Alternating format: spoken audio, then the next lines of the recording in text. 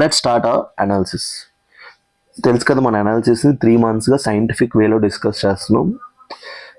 That shows, ఏదైతే మీరు నిన్న మెసేజెస్ పెట్టారో సడన్గా, that shows your immense trust on me.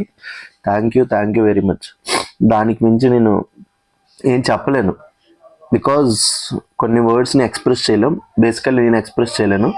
ఆమె జోవియల్ పర్సన్. నాకు ఆనందం ఎక్స్ప్రెస్ చేయడం తెలీదు, బాధ ఎక్స్ప్రెస్ చేయడం తెలీదు. ప్రతిదాన్ని కూడా నేను సీరియస్గా తీసుకున్నాను అనమాట. బేసికల్లీ కామెడీగానే ఉండే టైప్. ఎప్పుడు కూడా అట్లానే ఉంటాను. నాకు ఎంతగా ఏదొచ్చినా సరే అది సీరియస్గా తీసుకోను. సో దానివల్ల ఏమో. But thank you very much. LTX UPSC క్లాసెస్లో మనం blockbuster year end offer initiate చేసాం. ఇది చాలా అంటే చాలా బెనిఫిట్. ఎందుకంటే ఎల్టీఎక్స్లో చాలా మందికి కోర్సెస్ కావాలి, ఎల్టీఎక్స్లో చాలా మంది కోర్సెస్ కొనుక్కుందాం అనుకుంటారు. అలాంటి వాళ్ళకి ఇది ఒక బెస్ట్ ఆపర్చునిటీ. ఎందుకంటే మనం blockbuster year end offer లోపల flat 20% on all courses provide చేస్తాం అనమాట. 49 రూపీస్ కోర్స్ నుంచి 80,000 రూపీస్ కోర్స్ వరకు ప్రతి కోర్స్ మీద మీకు 20% ఫ్లాట్ డిస్కౌంట్.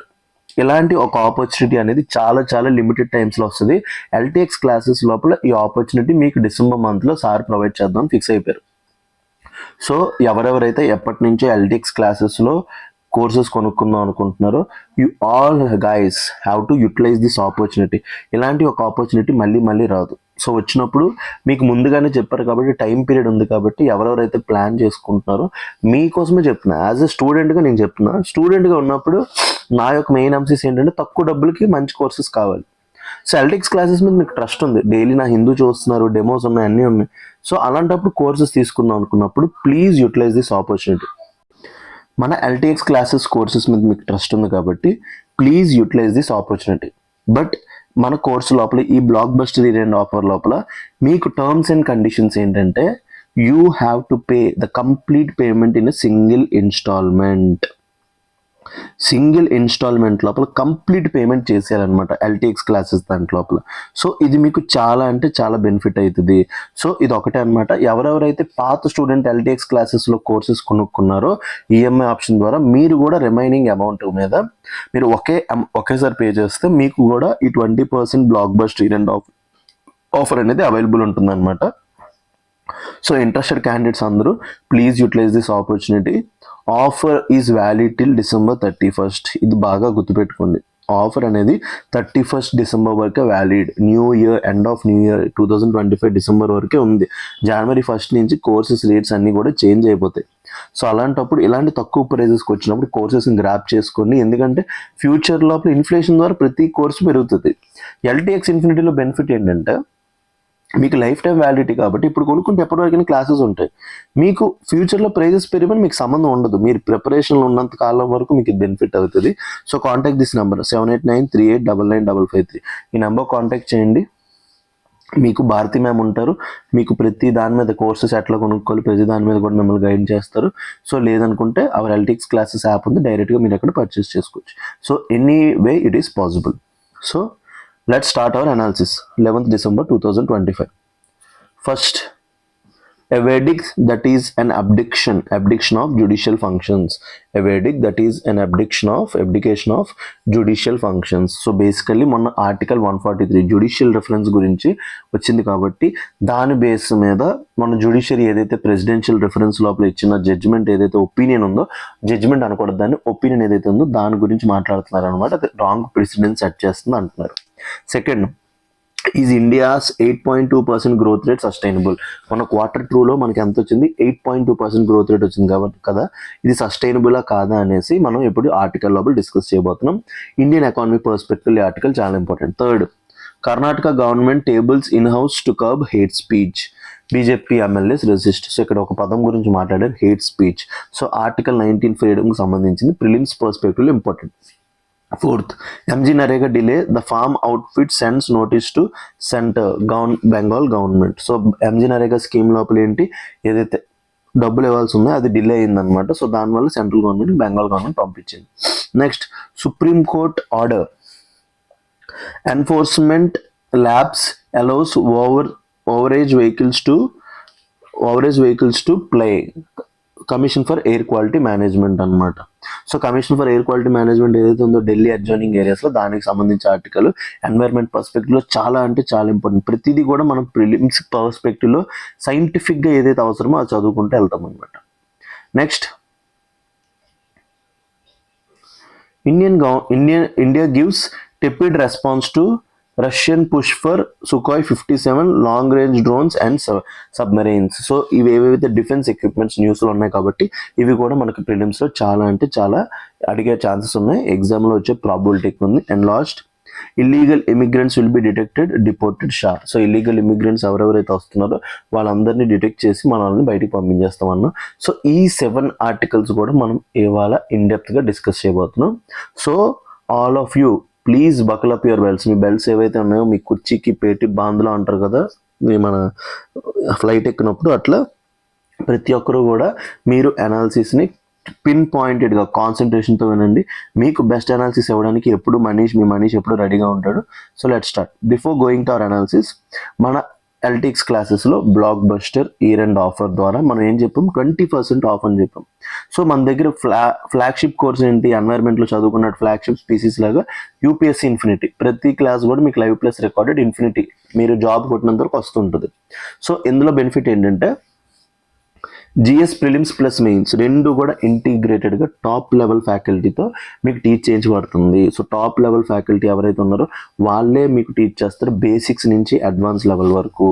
సో దాంతోపాటు మీకు ఎన్సీఆర్టీ ఫౌండేషన్ అది ప్రతి టాపర్ వీడియో చూడండి, ఎన్సీఆర్టీ చదవండి అనేసి అంటూనే ఉంటారు. సో ఎన్సీఆర్టీ ఫౌండేషన్ అనేది మీకు టాప్ బేసిక్ లెవెల్ నుంచి టాప్ లెవెల్ వరకు బిల్డ్ చేయడానికి అదొక పునాది లాగా, అదొక పిల్లర్స్ లాగా యాక్ట్ చేస్తుంది అనమాట. సో ఆ ఫౌండేషన్ కోసం మన ప్రతి ఎన్సీఆర్టీని మీ అంతటి మీరు చదువుకుంటే అర్థం కాదు కాబట్టి ఫ్యాకల్టీతో మీకు ఎక్స్ప్లెయిన్ చేయించాం అనమాట ఎన్సీఆర్టీస్ని. ఇది యూపీఎస్సీ ఇన్ఫినిటీలో ఇంక్లూడ్ అయ్యి వస్తుంది. కొంతమంది ప్రిపరేషన్ స్టార్టింగ్లో ఉన్నప్పుడు యూ కెన్ పర్చేస్ సపరేట్లీ అనమాట NCERT foundation. Current affairs it is like, ఇప్పుడు కరెంట్ అఫైర్స్ లేకపోతే మన యూపీఎస్సీ ప్రిపరేషన్ అనేది డొల్ల. ఎంత స్టాటిక్ చదివిన ఉపయోగం లేదు. You have to link everything with the current affairs. మనం ఎంత స్టాటిక్ ఈక్వల్ ఇంపార్టెన్స్ ఇస్తున్నామో కరెంట్ ఆస్పెక్ట్స్కి మన ఆన్సర్ లోపల డైనమిజం తేడానికి అంతే ఆస్పెక్ట్ ఇంపార్టెన్స్ ఇవ్వాలి. సో కరెంట్ అఫైర్స్ చాలా ఇంపార్టెంట్ కాబట్టి everyday morning Hindu analysis, the prestigious Hindu analysis, I'm taking it up. నాతో పాటు కార్తిక్ సార్ ఏదైతే ఉన్నారో మిగతా కరెంట్ అఫైర్స్ ప్రొవైడ్ చేస్తున్నారు. తర్వాత సీసాట్ ఏదైతే ఉందో చాలా మందికి జిఎస్ పేపర్ 2లో సీసాట్ ఉంటుంది. సీసాట్ అంటే భయం, basically because of the phobia. మాకు మ్యాథ్స్ రాదు. అది మనం గమనించి మనం యూపీఎస్సీ ఇన్ఫినిటీ కోర్స్ లోపల ఇంక్లూడ్ చేసాం. బట్ ఇందులో బెనిఫిట్ ఏంటి, మీకు ప్రతిదీ కూడా బేసిక్ లెవెల్ నుంచి అడ్వాన్స్ లెవెల్ వరకు ప్రతి మోడల్, ప్రతి సమ్, యూపీఎస్సీలో వచ్చిన ప్రతి question 3 months long term course మన దగ్గర 10 రోజుల్లో లేపేయడం, 15 రోజుల్లో లేపేయడం ఉండదు. సీసాట్ అనేది మనకి 3 months లాంగ్ కోర్స్ మీకు నడుస్తుంటుంది. And test series, prelims test series and mains answer writing. Prelims test series ఏదైతే ఉందో మీకు ఎవ్రీ వీక్ మోడల్ బేస్డ్ టెస్ట్లు అవుతుంటాయి. లీడర్ బోర్డ్ ఇస్తారు, ఎవరు టాపర్ చెప్తారు, మీలో కాంపిటేటివ్ స్పిరిట్ బిల్డ్ చేయడానికి. అండ్ లాస్ట్ లోపల మీకు ఫుల్ లెంత్ టెస్ట్లు అవుతాయి ప్రతి subject with faculty explanation and mains answer writing. Daily ఒక క్వశ్చన్ చక్రీ సార్ ఇచ్చి మీరు ఎలా రాయాలో చెప్పి, మీరు చెప్పిన తర్వాత మీరు ఆన్సర్ రాసాక దాన్ని రివ్యూ చేసి, మీరు ఎలా రాస్తున్నారో రివ్యూ చేసి, బాడీలో తప్పు ఉందా, కన్క్లూజన్లో తప్పు ఉందా, ఇంట్రోలో తప్పు ఉందా, మీరు దాన్ని ఎలా ఇంప్రూవ్ చేయాలో చెప్పిన తర్వాత మోడల్ ఆన్సర్ ప్రొవైడ్ చేస్తారు. ఇది డైలీ మీ ఆన్సర్ రైటింగ్ ఏదైతే ఉందో దాన్ని పెంచడానికి చాలా హెల్ప్ అవుతుంది. ఇవన్నీ కూడా మీకు ఎల్టిక్స్ ఇన్ఫినిటీలో 70,000కి వచ్చేవి. బట్ బెనిఫిట్ ఏంటంటే now because of the blockbuster end offer మీ అందరికీ కూడా 56,000కి వస్తుంది. సో ఎవరెవరైతే ఈగర్లీ వెయిట్ చేస్తున్నారో మీ అందరికీ ఇది చాలా బెస్ట్ ఆపర్చునిటీ. ఎల్టిక్స్ క్లాసెస్లో ప్రతి కోర్సు కూడా మీకు తెలుగు మీడియం అండ్ ఇంగ్లీష్ మీడియంలో 2 మోడ్స్లో మీకు అవైలబుల్ ఉంటుందన్నమాట. ఎన్ని ఆఫర్స్ December 31st వరకు వ్యాలిడ్ ఉన్నాయి. Contact this number 7893899553. ఈ నెంబర్ కాంటాక్ట్ చేయండి, భారతి మ్యామ్ మీకు చెప్తారు. సో లేదంటే ఎల్టిక్స్ క్లాసెస్ యాప్, లేదనుకుంటే చాలామంది గ్రూప్స్ ప్లస్ సివిల్స్ ప్రిపేర్ అవుతాం అనుకుంటున్నారు. వాళ్ళ యొక్క నీడ్ గమనించి మనం యూపీఎస్సీ ఇన్ఫినిటీ ప్లస్ లాంచ్ చేసాం. మనం యూపీఎస్సీ ఇన్ఫినిటీలో మీద ఏదైతే చెప్పామో దాంతోపాటు APSC group 1 and group 2, TGPSC group 1 and group 2 ఇవన్నీ కూడా మీకు 80,000 ఉన్నవి. బ్లాక్ బస్టర్ అండ్ ఆఫర్లో మీకు 60,000కి 64,000కి మీకు అవైలబుల్ వస్తుంది అనమాట. All courses are available in both Telugu medium and English medium. So ఇవన్నీ కూడా December 31st వరకు వ్యాలిడ్. ఎందుకంటే ఏపీలో జాబ్ క్యాలెండర్ రాబోతుంది. మనకు వస్తున్న ఇంటెల్ ప్రకారం 150 to 170 గ్రూప్ 1, 700 to 800 గ్రూప్ 2 ఉండొచ్చు మనకు వస్తున్న ఇంటెల్ ప్రకారం. ఇంకా పెరగవచ్చు తప్ప తగ్గదు. సో ఇలాంటి ఒక ఆపర్చునిటీ జాబ్ గ్రాప్ చేసుకోవాలి. మెయిన్గా వర్కింగ్ ఉమెన్ ఎవరైతే ఉన్నారో మీ అందరూ జాబ్ ఆపర్చునిటీస్ గ్రాప్ చేసుకోవాలంటే you all have to work hard. So అందుకోసం మీరు ముందుగానే ఎల్టీఎక్స్ క్లాసెస్లో కోర్సెస్ అనేసి వినేసి ఉంటే మీకు చాలా సింపుల్ అవుతుంది. సో 7893899553 ఈ నెంబర్ కాంటాక్ట్ చేయండి. You will get every detail. So let start our analysis. A verdict that is in abduction of judicial function. So ఎవరెవరైతే హిందూ అనాలిసిస్కి ఫస్ట్ టైం వస్తున్నారో అబ్డికేషన్ ఆఫ్ జ్యుడిషియల్ ఫంక్షన్. సో ఎవరెవరైతే హిందూ అనాలిసిస్కి ఫస్ట్ టైం వింటున్నారో మీ అందరికీ కూడా background చెప్పడానికి try చేస్తాను.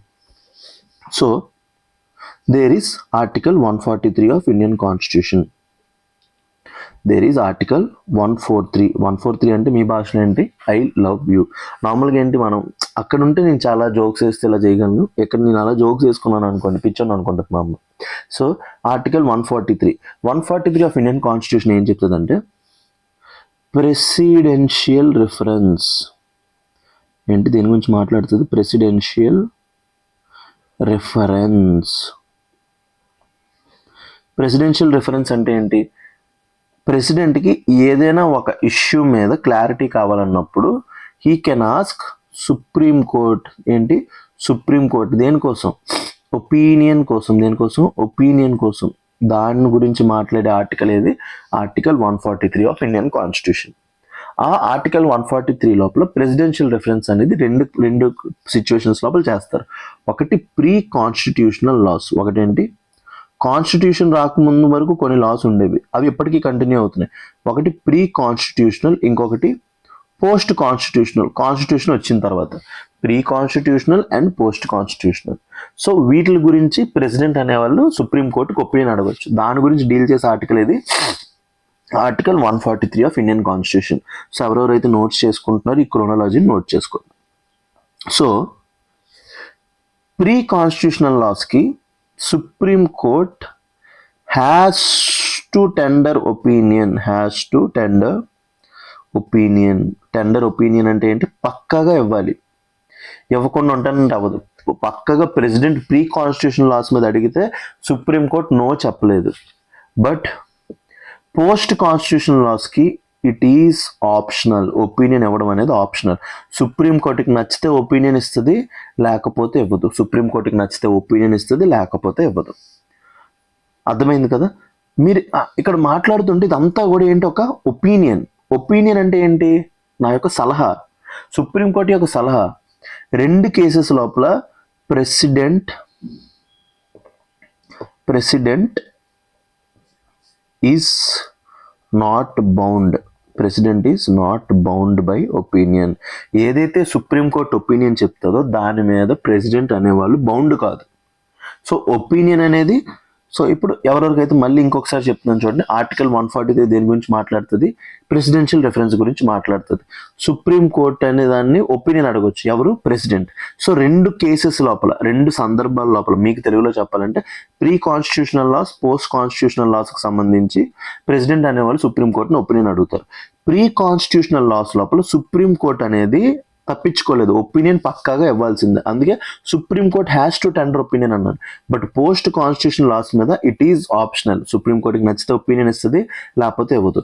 But ఈ రెండు కేసెస్ లోపల ఏదైతే ఒకవేళ ఒపీనియన్ సుప్రీంకోర్టు ఇచ్చింది అనుకోండి, president is not bound. President is not bound అంటే అది జస్ట్ ఒక ఒపీనియన్ని ప్రెసిడెంట్ నచ్చితే యాక్సెప్ట్ చేయొచ్చు, లేకపోతే లేదు. మీరే ఆలోచించండి, మీరు ఒక బిజినెస్ పెడదాం అనుకుంటున్నారు, మీ ఫ్రెండ్కి అడిగారు, మామ ఏం బిజినెస్ పెడదాం ఏదైనా బిజినెస్ ఐడియా చెప్పరా, నేను డబ్బులు ఎక్కడ పెట్టాలంటే మీ ఫ్రెండ్ ఏం చెప్తాడు, ఇక్కడ పెట్టరా, ఫర్ ఎగ్జాంపుల్ ఎలక్ట్రిక్ వెహికల్స్లో పెట్టరా, ఫుడ్ లోపల పెట్టరా, ఎందు లోపల పెట్టరా అంటాడు. ఆడు ఒపీనియన్ మీరు తీసుకుంటారు తప్ప మీకు నచ్చితే తన ఒపీనియన్ ఫాలో అవుతారు, లేకపోతే అవ్వదు. రీసెంట్ కేసు ఏంటంటే ఆర్టికల్ 200 దేని గురించి మాట్లాడుతుంది చెప్పండి, veto powers of president. Article 200 దేని గురించి మాట్లాడుతుంది, veto powers of governor. Article 200 దేని గురించి మాట్లాడుతుంది, వీటో పవర్ ఆఫ్ గవర్నర్. నార్మల్గా గవర్నర్కి 3 kinds ఆఫ్ వీటోస్ ఉంటాయి అన్నమాట.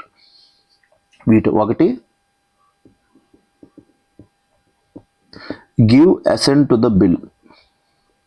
బిల్ని యాక్సెప్ట్ చేయడం, గివ్ అసెంట్, లేకపోతే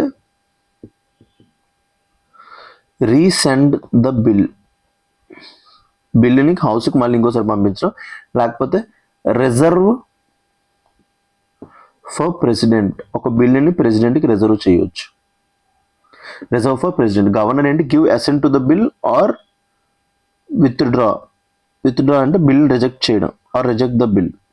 ఇంకోటి ఏంటి, resend the bill to the house, లెజిస్లేచర్కి మళ్ళీ పంపిస్తారు, ఒకసారి మళ్ళీ బిల్లుని చూడండి. ఇంకొకటి ఏంటి, reserve for the president. Article 200 ప్రకారం గవర్నర్కి ఈ 3 పవర్స్ ఉంటాయి. Governor doesn't have pocket veto. ఇక్కడ ఒక పదం రాస్తున్నాను ఏంటంటే పాకెట్ వీటో. ఈ దాని మీద నెక్స్ట్ ఇయర్ ప్రిలిమ్స్ క్వశ్చన్ రావచ్చు నా expectation. Governor doesn't have pocket veto అనేది ఎవరికి ఉంటుంది, ప్రెసిడెంట్కి. పాకెట్ వీటో అంటే ఏం లేదు, ఒక బిల్లుని తీసుకొని జోబులో పెట్టేస్తారు, దానికి ఎస్ చెప్పరు, నో చెప్పరు, వెనక్కి కూడా పంపించరు అనమాట. ఇలాంటి వీటోని ఏమంటాం అంటే పాకెట్ వీటో అంటాం అనమాట. బేసికల్లీ ఈ పాకెట్ వీటో అనేది గవర్నర్కి లేదు, ప్రెసిడెంట్కి ఉంది. సో కాన్స్టిట్యూషనల్లీ చూసుకుంటే గవర్నర్ అనే వాళ్ళకి ఈ బిల్ లేదు కాబట్టి అయితే బిల్ని యాక్సెప్ట్ చేయాలి, రిజెక్ట్ చేయాలి, లేకపోతే ప్రెసిడెంట్కి పంపించాలి. బట్ ప్రాబ్లం ఏంటంటే బిల్లుని ఎన్ని రోజుల్లో యాక్సెప్ట్ చేయాలి, బిల్లుని ఎన్ని రోజుల్లో రిజెక్ట్ చేయాలని కాన్స్టిట్యూషన్లో రాయలేదు. సో గవర్నర్స్ అనేవాళ్ళు వాళ్ళకి లేని ఫంక్షన్ పాకెట్ వీటోని టైం లైన్ స్పెసిఫై చేయకపోవడం వల్ల దాన్ని పాకెట్ వీటో కింద మారుస్తున్నారు. సో దీనివల్ల ఎక్కడెక్కడైతే సెంట్రల్ గవర్నమెంట్లో రూల్ చేయని స్టేట్స్ ఏవైతే ఉన్నాయో, కర్ణాటక కానీ, తమిళనాడు కానీ, కేరళ కానీ, ఇక్కడ గవర్నర్స్తో ఇష్యూ అవుతుంది. ఎందుకంటే గవర్నర్ ఎవరు అపాయింట్ చేస్తారు, ప్రెసిడెంట్. సో నార్మల్గా ఏమంటాం, governor is the agent of the president అంటాం. కాబట్టి దీని గురించి మొన్న తమిళనాడు దాని ఇష్యూ లోపల సుప్రీంకోర్టు 2 జడ్జి బెంచ్ ఏం చెప్పిందంటే 2 months లోపల జడ్జిమెంట్, 2 months లోపల అసెంట్ ఇవ్వాలి అనేసి మాట్లాడింది.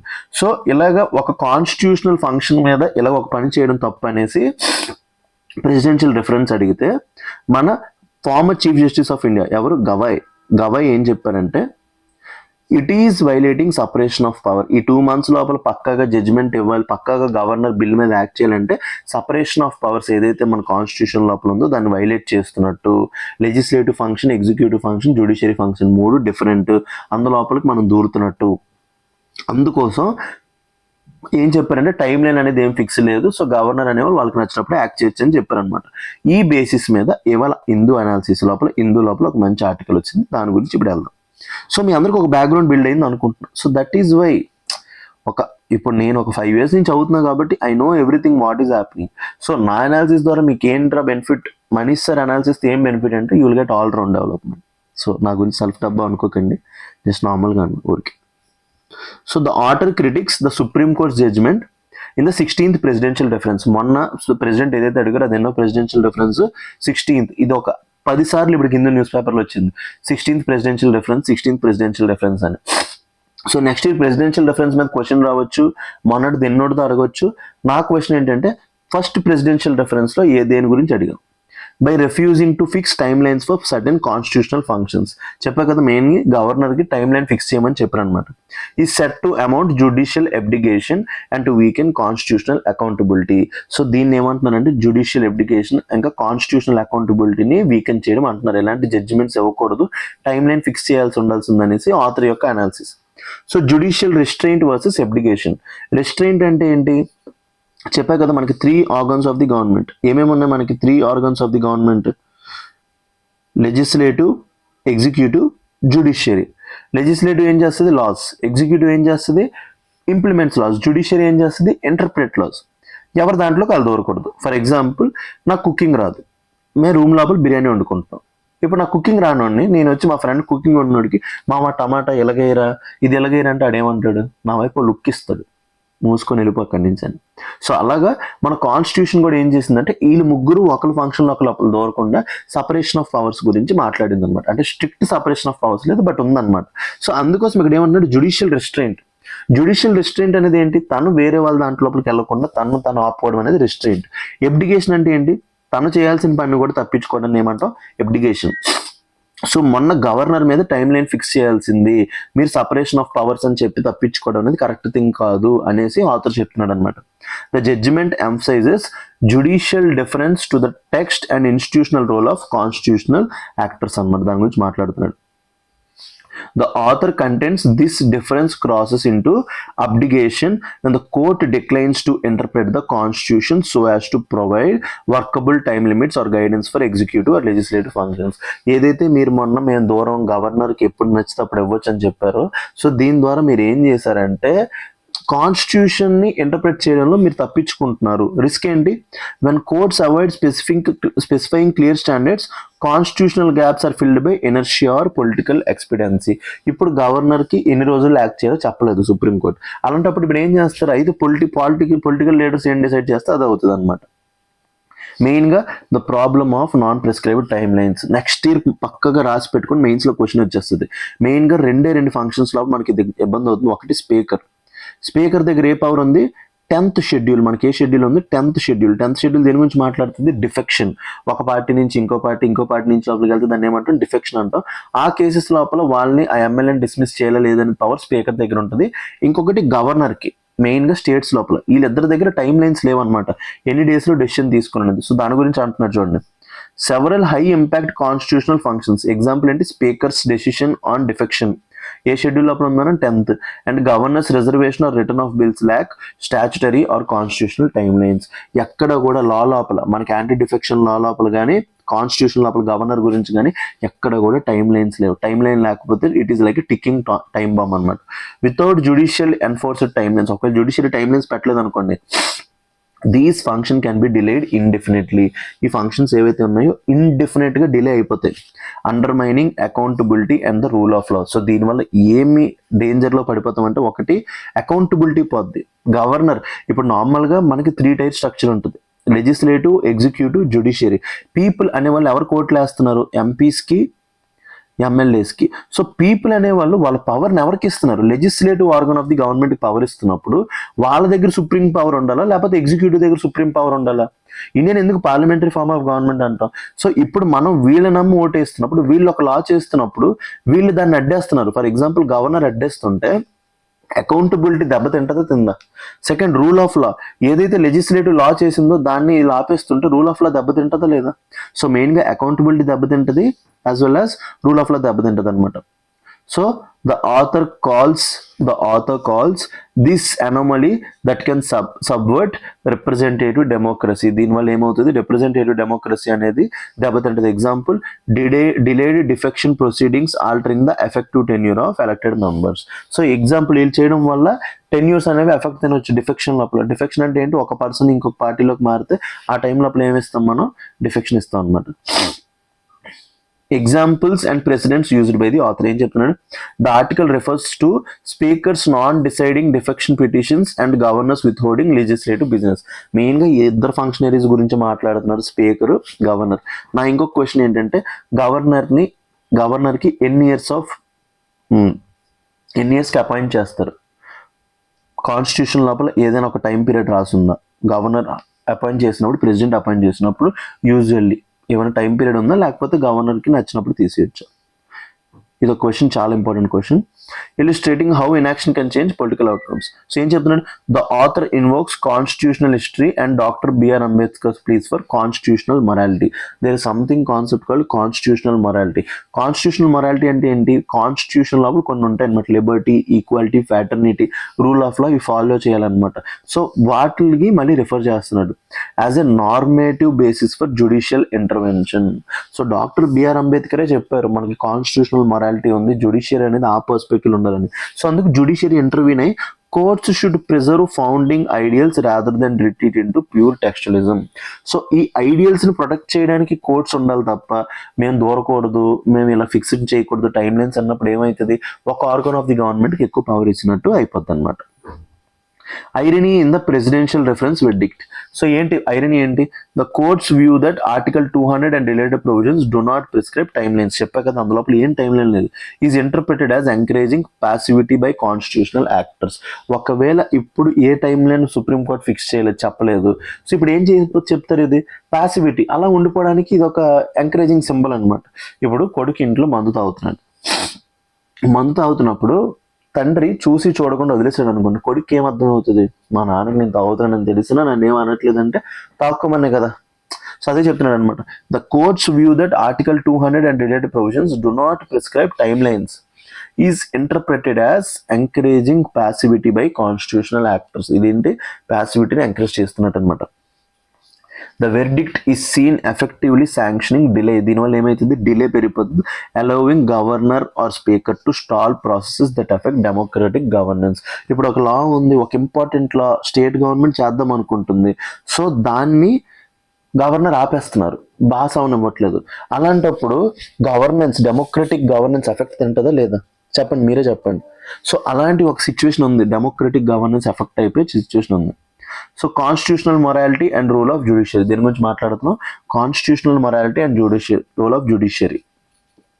The author stresses that judiciary has duty to develop interpretive norms. So judiciary దగ్గర డ్యూటీ అంట. అదేంటి డ్యూటీ, ఇప్పుడు మనకి ఫండమెంటల్ డ్యూటీస్ ఉన్నాయి, అందులో ఉన్నాయి పార్ట్ 4A ఆఫ్ ఇండియన్ కాన్స్టిట్యూషన్లో 42nd కాన్స్టిట్యూషన్ అమెండ్మెంట్ ద్వారా ఇందిరాగాంధీ చేసినట్టు మన జ్యుడిషియరీకి కూడా ఏమున్నాయి, has duty to develop interpretative norms అనమాట. కొన్నిసార్లు కాన్స్టిట్యూషన్ ఇంటర్ప్రిటేటివ్ చేసి నార్మ్స్ ఇవ్వాలి. Where silence in the text could otherwise defeat constitutional values. So కొన్నిసార్లు లా మాట్లాడదు. సో అప్పుడు సుప్రీంకోర్టు మాట్లాడింది కాబట్టి బేసిక్ స్ట్రక్చర్ డాక్ట్రైన్ వచ్చింది కదా 1973లో. ఎందుకంటే బేసిక్ స్ట్రక్చర్ డాక్ట్రైన్ అనే కాన్సెప్ట్ మన కాన్స్టిట్యూషన్లో లేదు.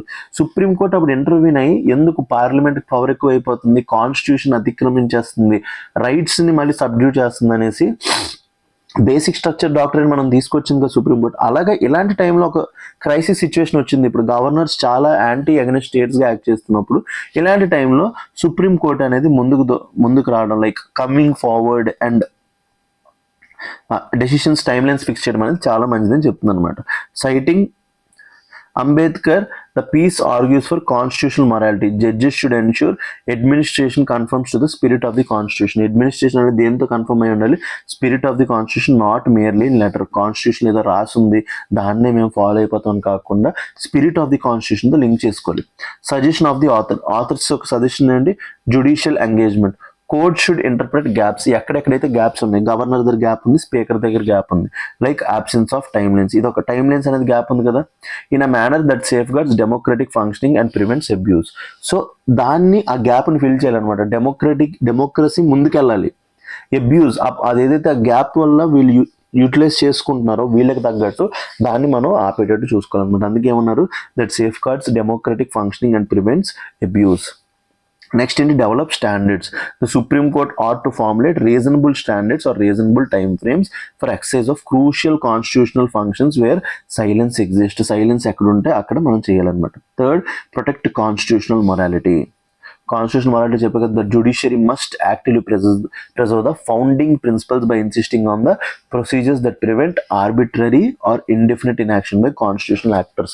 సో ఎక్కడెక్కడైతే ఆర్బిటరీనెస్ ఉందో, ఇండెఫినెట్గా ఇలా యాక్టింగ్ చేయట్లేదో, ఎలాంటి టైమ్స్ లోపల ఏం ప్రొటెక్ట్ చేయాలి, సుప్రీంకోర్టు అనేది కాన్స్టిట్యూషనల్ మొరాలిటీని ప్రొటెక్ట్ చేయడానికి ట్రై చేయాలన్నమాట.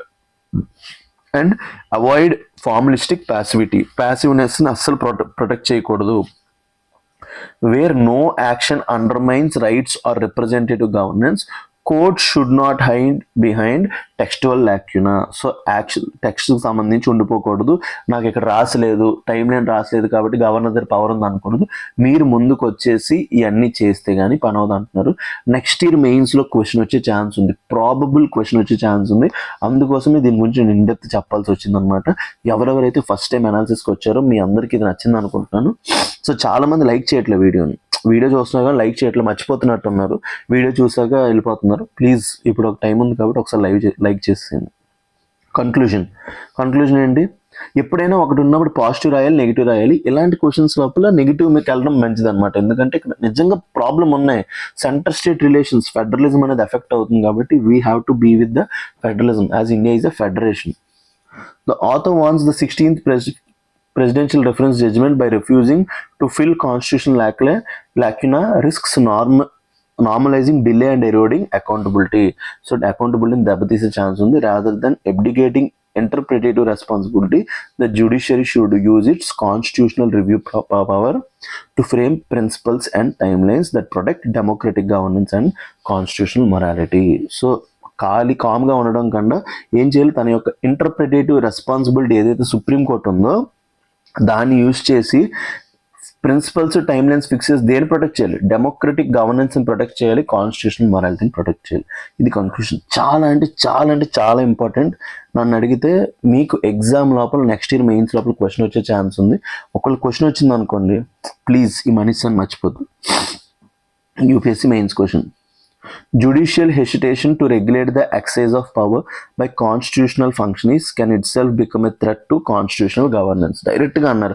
అంటే మీరు ఎగ్జామ్ రాస్తున్నప్పుడు ఇంట్రో లోపల 16th ఫినాన్షియల్ రెఫరెన్స్ గురించి రాయాలి. Discuss in the light of supreme court's verdict in the 16th presidential reference. ఒకవేళ ఇది ఇవ్వకపోయినా సరే మీరు రాయాల్సిందే. Highlighting the role of governors, speakers and doctrine of constitutional morality. So ఇందులోపల ఈ క్వశ్చన్ లోపల మూడింటి గురించి మాట్లాడు. గవర్నర్ అన్నాడు, స్పీకర్ అన్నాడు, డాక్ట్రిన్ ఆఫ్ కాన్స్టిట్యూషనల్ మొరాలిటీ అన్నాడు. కాబట్టి ఈ ఆర్టికల్కి సంబంధించిన క్వశ్చన్ కాబట్టి కొంచెం ఇది బ్రాడ్ బేస్డ్ క్వశ్చన్. ఒకవేళ నారో బేస్డ్ క్వశ్చన్ వచ్చినా సరే you have to be able to answer అనమాట. సో చూసారు కదా ఎంత ఇన్డెప్త్గా డిస్కస్ చేశాను. So please you have to like guys. Like చేస్తే నాకు ఇంకొంచెం మోటివేషన్ వస్తుంది, ఇంకేదో మీకు ప్రొవైడ్ చేయాలి, ఏదో చేయాలి అని అనిపిస్తుంది అనమాట. So is India's 8.2% growth rate is sustainable? So మాట్లాడుకుందాం రండి. First, what is GDP? GDP అంటే ఏంటి? Gross domestic product. ఇది మీరు చెప్పేస్తారు. జీడిపి అంటే గ్రాస్ డొమెస్టిక్ ప్రొడక్ట్. మీకు తెలుసు, నాకు తెలుసు. దానికి ఇంకొక డెఫినేషన్ ఉందన్నమాట. Money value of all final goods and services produced in a domestic territory. DT అంటే domestic territory during a financial year. దాన్ని ఏమంటాం బేసికలీ మనం? జీడిపి అంటాం. జీడిపి అంటే ఏంటి?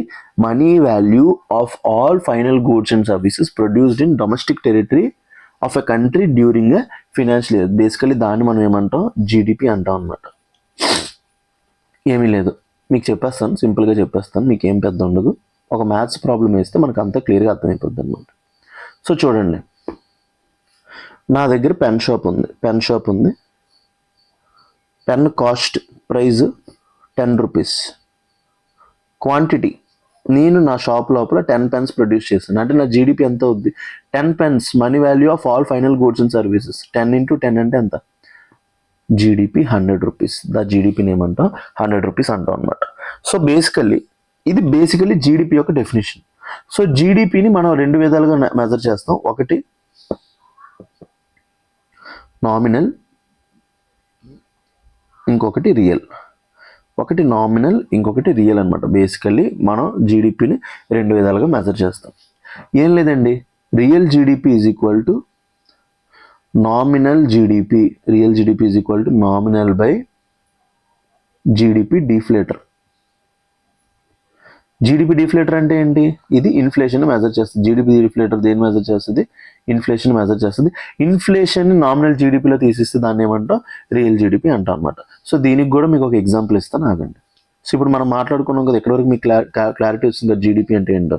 సో ఇప్పుడు ఒకసారి చూడండి, సేమ్ ఇదే చూడండి, నేను డివైడ్ చేశాను చూడండి.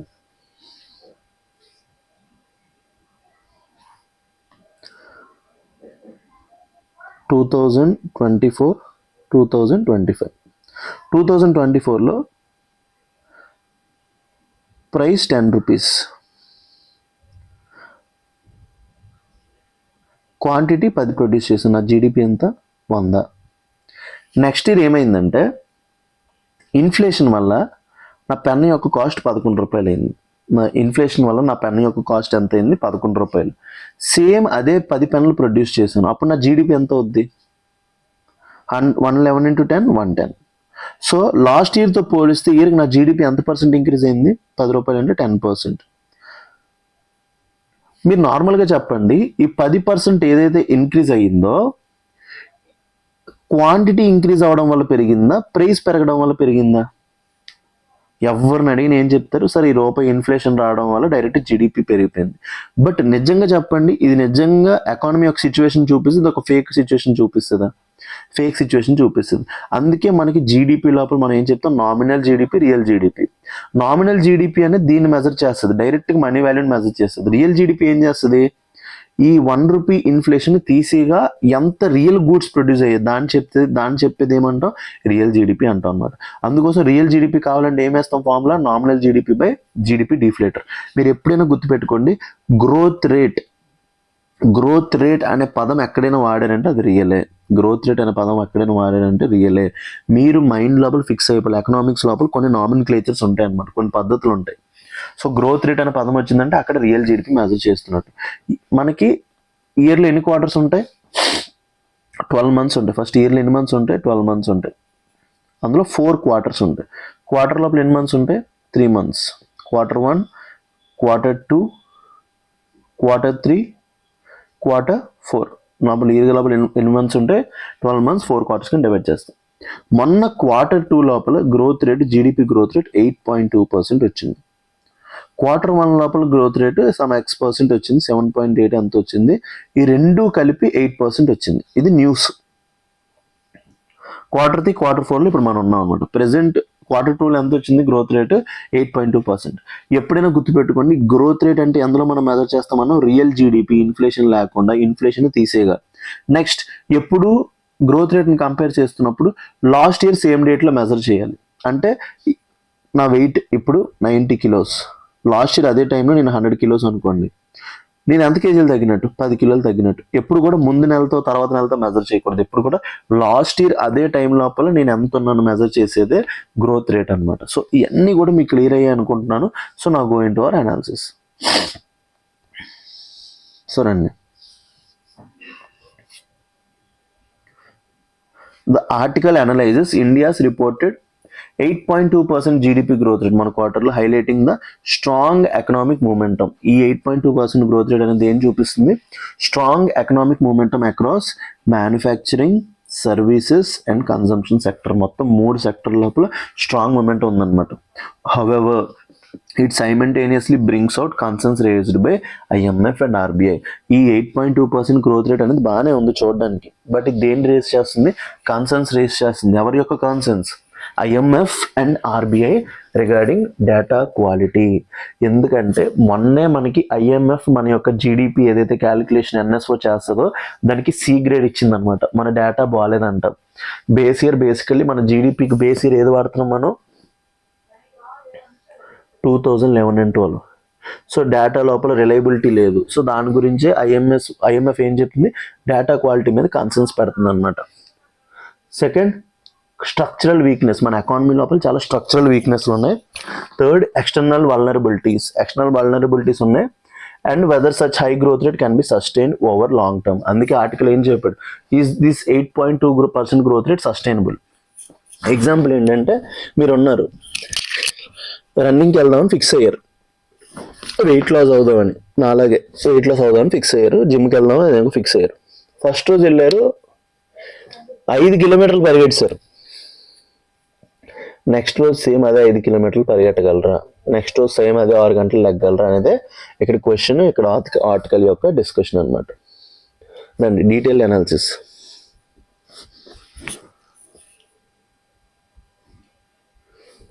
Growth momentum and sectoral performance.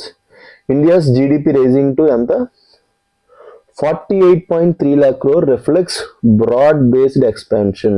India GDP ఎంతకు రేజ్ అయింది, 48.3 lakh crore, rising to broad based expansion. మెయిన్గా ఏ సెక్టర్ లోపల అవుతుంది, మ్యానుఫ్యాక్చరింగ్ అనేది అందులో పార్ట్. మనకి 3 సెక్టర్స్ ఆఫ్ ది గవర్నమెంట్ ఉంటాయి. 3 సెక్టర్స్ ఆఫ్ ది గవర్నమెంట్ ఉంటాయి ఏంటి, agriculture, industrial sector, service sector. Industrial సెక్టర్లో sub part manufacturing sector. So manufacturing sector posted strong growth indicating improved capacity utilisation and healthier demand. So ఏంటి, capacity ఉన్న కెపాసిటీని బాగా use చేసుకొని healthier demand ఉందంట, అంటే గూడ్స్కి. Services including financial and real estate services supported overall output and credit activity. Services వల్ల మెయిన్గా ఏమైందంటే, మెయిన్గా రియల్ ఎస్టేట్, ఫినాన్షియల్ యాక్టివిటీస్ వల్ల గ్రోత్ అనేది ప్రమోట్ అవుతుంది. అగ్రికల్చర్ అనేది అంతేం పెరగలేదు, grew modestly aided by horticulture, output and rural demand revival. Horticulture అంటే ఏంటి, మీ యొక్క వెజిటేబుల్స్, ఈ ఫ్రూట్స్ ఇవన్నీ ఉంటాయి కదా, దీన్ని మనం ఏమంటాం, హార్టికల్చర్ అంటాం అన్నమాట. Drivers of demand, consumption and investment. మెయిన్గా డిమాండ్ అంటే ఏంటి? ఇప్పుడు గూడు కొనుక్కోవాలంటే ఏం కావాలి? మన దగ్గర డబ్బులు కావాలి. ఆ డిమాండ్ ఎవరు డ్రైవ్ చేస్తున్నారంటే first consumption, second investment. The article notes that private final consumption expenditure increased. మనం ఏదైతే ఉన్నాయో ఖర్చు పెడుతున్నాం. ఎందుకు? Basically GST 2.0 reforms, GST Bachat ఉత్సవం అంటారు. ఇప్పుడు అన్నిటి మీద ప్రైజులు తగ్గుతాయి. అంతెందుకు, నేను వెళ్ళి లేస్ ప్యాకెట్ కొనుక్కుంటే దాని మీద 20 రూపీస్, లేస్ ప్యాకెట్ మీద రూపాయి తగ్గిందనమాట. సో ఈ GST 2.0 reforms, government income tax మీద 12 లక్షల వరకు మీరు ట్యాక్స్ కట్టనవసరం లేదు, ఇలాంటి పనులు చెప్పడం వల్ల కన్జంప్షన్ ఎక్స్పెండిచర్ పెరిగింది. రిఫ్లెక్టింగ్, అదేం రిఫ్లెక్ట్ చేస్తుంది? Reflecting stronger house hold spending. ఇప్పుడు ఇన్కమ్ ట్యాక్స్ మీద డబ్బులు తీసుకోవట్లేదు. సో అట్లానే ప్రైవేట్ ఫైనల్గా GST 2.0లో ట్యాక్సెస్ తగ్గించాం. దానివల్ల ఏం చేస్తాం? మేము మిగిలిపోయిన డబ్బుల్ని ఖర్చు పెడతాం అనమాట. సో ఏంటంటే there is a concept called disposable income. YD అంటే ఏంటి? Disposable income. డిస్పోజబుల్ ఇన్కమ్ని ఎట్లా చెప్తామంటే,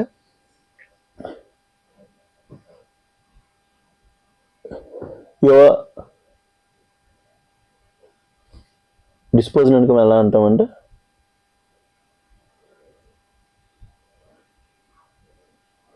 personal income minus tax deductions. Disposable income formula ఏంటి? Personal income minus tax deductions. దాన్ని ఏమంటాం మనం? Disposable income. అంటే డిస్పోజబుల్ ఇన్కమ్ అంటే మీ చేతి లోపల ఉన్న ప్రతి రూపాయి, మీరు ఖర్చు పెట్టుకునే రూపాయి. మీరు అంటారు కటింగ్స్ అన్ని పోను నాకు 20,000 వస్తున్నాయి, కటింగ్స్ అన్ని పోను 30,000 వస్తున్నాయి, కటింగ్స్ అన్ని పోను 1,00,000 రూపాయలు వస్తున్నాయి. దాన్ని ఏమంటాం మనం? డిడక్షన్. అంటే ఆ డబ్బులు మీరు ఏమైనా చేసుకోవచ్చు. సో జనాలు 2 విధాలుగా డబ్బులు ఖర్చు పెడతారు. ఒకటేంటి? కన్జ్యూమ్ చేసేస్తారు డబ్బులు. ఇప్పుడు ఇంటి ఖర్చులకి ఆటలకి అవుతాయి కదా, మిగతాది ఏం చేసుకుంటారు? సేవింగ్స్ చేసుకుంటారు అనమాట. ఈ డిస్పోజబుల్ ఇన్కమ్ ఎప్పుడు పెరుగుతుంది? ట్యాక్స్ డిడక్షన్స్ తగ్గినప్పుడు. ఈ ట్యాక్స్లు ఎంత తగ్గితే మనకు అంత డిస్పోజబుల్ ఇన్కమ్ పెరుగుతుంది. ఈ GST 2.0 వల్ల, రీసెంట్ ఇన్కమ్ ట్యాక్స్ రిఫార్మ్స్ వల్ల ఏమయ్యాయి? ట్యాక్స్ డిడక్షన్స్ అనేవి బాగా తగ్గాయి. చూసారు ఎకానమీ లోపల ఎంత ఇంటర్లింకింగ్ ఉంటుందో మనకు. అందుకే ఎకానమీ చాలా బాగా రావాలి. ఎకానమీ రాకపోతే మనకి ఏది కూడా అర్థం కాదు. ఎందుకు సొసైటీ ఎలా నడుస్తుంది, ఎందుకు ఎకానమీస్ ఎట్లా నడుస్తున్నాయి కూడా అర్థం కాదు. So reflecting strong household spending, industrial output and infrastructure activity also shows signs of improved investment demand. So దీనివల్ల ఏమైంది? మనం ఎక్కువ డిమాండ్ చేస్తుంటే ఇన్వెస్ట్మెంట్ కూడా చేస్తారు. However, the author warns that without a broad based private investment revival, మెయిన్గా investment కావాలి మనకి. 2018 ఎకనామిక్ సర్వే లోపల ఒక మోడల్ ఉందన్నమాట. Investment facilitates its own savings అంటారు అనమాట. సో ఇన్వెస్ట్మెంట్ లేకపోతే ఎకానమీస్ గ్రో అవ్వవు. Current growth could remain cyclical rather than structural. Cyclical అంటే ఎకనామిక్స్ లోపల సైకిల్స్ ఉంటాయి, బిజినెస్ సైకిల్స్ ఉంటాయి అనమాట. సో ఇప్పుడు ఏదైతే మనం గ్రోత్ చూపిస్తున్నామో ఇది ఓన్లీ జస్ట్ కొంతకాలం ఉంటుంది, తర్వాత ఏమైపోద్ది? పడిపోద్ది. సో అందుకోసం దేని గురించి మాట్లాడుతున్నారు? ఇన్వెస్ట్మెంట్ కోసం మాట్లాడుతున్నారు అనమాట. సో ఇవన్నీ కూడా మీరు LTX క్లాసెస్, ఎకనామిక్స్ క్లాసెస్ తీసుకున్నప్పుడు మీకు ఇన్డెప్త్గా చెప్పడం జరుగుతుంది. సో ఇక్కడ ఎంతవరకు అయితే అంతవరకు నేను చెప్పగలుగుతున్నాను. Third inflation softening and stability. ఇప్పుడు ఇన్ఫ్లేషన్ అనేది బాగా తగ్గిపోయింది. Inflation high though much of previous years eased providing relief to real incomes. Inflation ఎక్కువే ఉండింది, బట్ ఇప్పుడు ఇన్ఫ్లేషన్ అనేది బాగా తగ్గిపోయింది అనమాట. నెగిటివ్స్ లోపల ఉంది, <2 ఉందన్నమాట. And improving consumption, banks benefit from cleaner balance sheets. మెయిన్గా రెడ్యూస్డ్ ఎన్పిఎస్ అంటే ఏంటి? Non performing assets. మన ఇన్సాల్వెన్సీ, బ్యాంక్రప్సీ కోడ్ అన్నిటి వల్ల కూడా ఎన్పిఎస్ తగ్గిపోయి ప్రెసెంట్ ఎన్పిఎస్ ఎంత ఉన్నాయంటే 2.8% ఎంత ఉన్నాయన్నమాట. Lowest since the time. So అన్నీ కూడా ఎకనామిక్ సర్వీస్ చదవాలి, చదవకపోతే తెలియదు. Supported credit growth, yet inflation remains vulnerable to commodity price shocks. Inflation అనేది ఎప్పుడైనా పెరిగిపోవచ్చు. బేసికలీ దేనివల్ల? ఫుడ్ వల్ల, ఫ్యూయల్ వల్ల. ఎవరి కిలో టమాటాలు 10 రూపాయలు ఉంటాయి, రేపు ఏమైపోతాయి? అవి 100 రూపాయలు అయిపోవచ్చు. మనం ఏం చేయలేం. ఎవరి ప్రైజ్ లీటర్ ఆయిల్ ఏమంచి 100 రూపాయలు ఉందనుకోండి, రేపు రష్యా యుక్రెయిన్ వార్ ఆడుకున్నారు అనుకోండి, ఏదో అయింది అనుకోండి, రేపు 200 అయిపోవచ్చు. మనం దాన్ని ఏం చేయలేం. ఫుడ్ అండ్ ఫ్యూయల్ ప్రైజెస్ అనేవి బాగా సెన్సిటివ్ అనమాట. వాలటైల్ ప్రైజెస్ అంటాం వాటిని. Next institutional concerns. ఇందాక చెప్పా కదా మీకు, ఆర్టికల్ స్టార్టింగ్ లోపలే చెప్పేసాను గ్రేడ్ C గ్రేడ్ ఇచ్చారని. నేను చదవలేదు, లిటరల్లీ PDF చదవలేదు. బట్ నేను ఎలా చెప్పగలుగుతున్నాను? నేను కరెంట్ అఫైర్ని కంటిన్యూస్గా ఫోకస్ చేస్తున్నాను కాబట్టి I know what is happening in the economy. So అందుకోసం ఇవన్నీ లింక్ చేసుకున్న ఆన్సర్ని ఇంకా బాగా రాయొచ్చు. Institutional concerns, IMF's grade C and data reliability. The IMF ఏమి ఇచ్చింది మనకి? గ్రేడ్ C రేటింగ్ ఇచ్చింది అనమాట. On India's national accounts methodology raises concerns about the robustness of GDP estimates. మన జీడిపి ఎస్టిమేట్స్ మీద ఒక డౌట్ వేస్తుంది. The article argues that accurate statistical systems are essential. So accurate systems ఉంటేనే నిజంగా ఎంత produce చేస్తామో తెలుస్తుంది అనమాట, లేకపోతే తెలుసుకునే ఛాన్సే లేదు.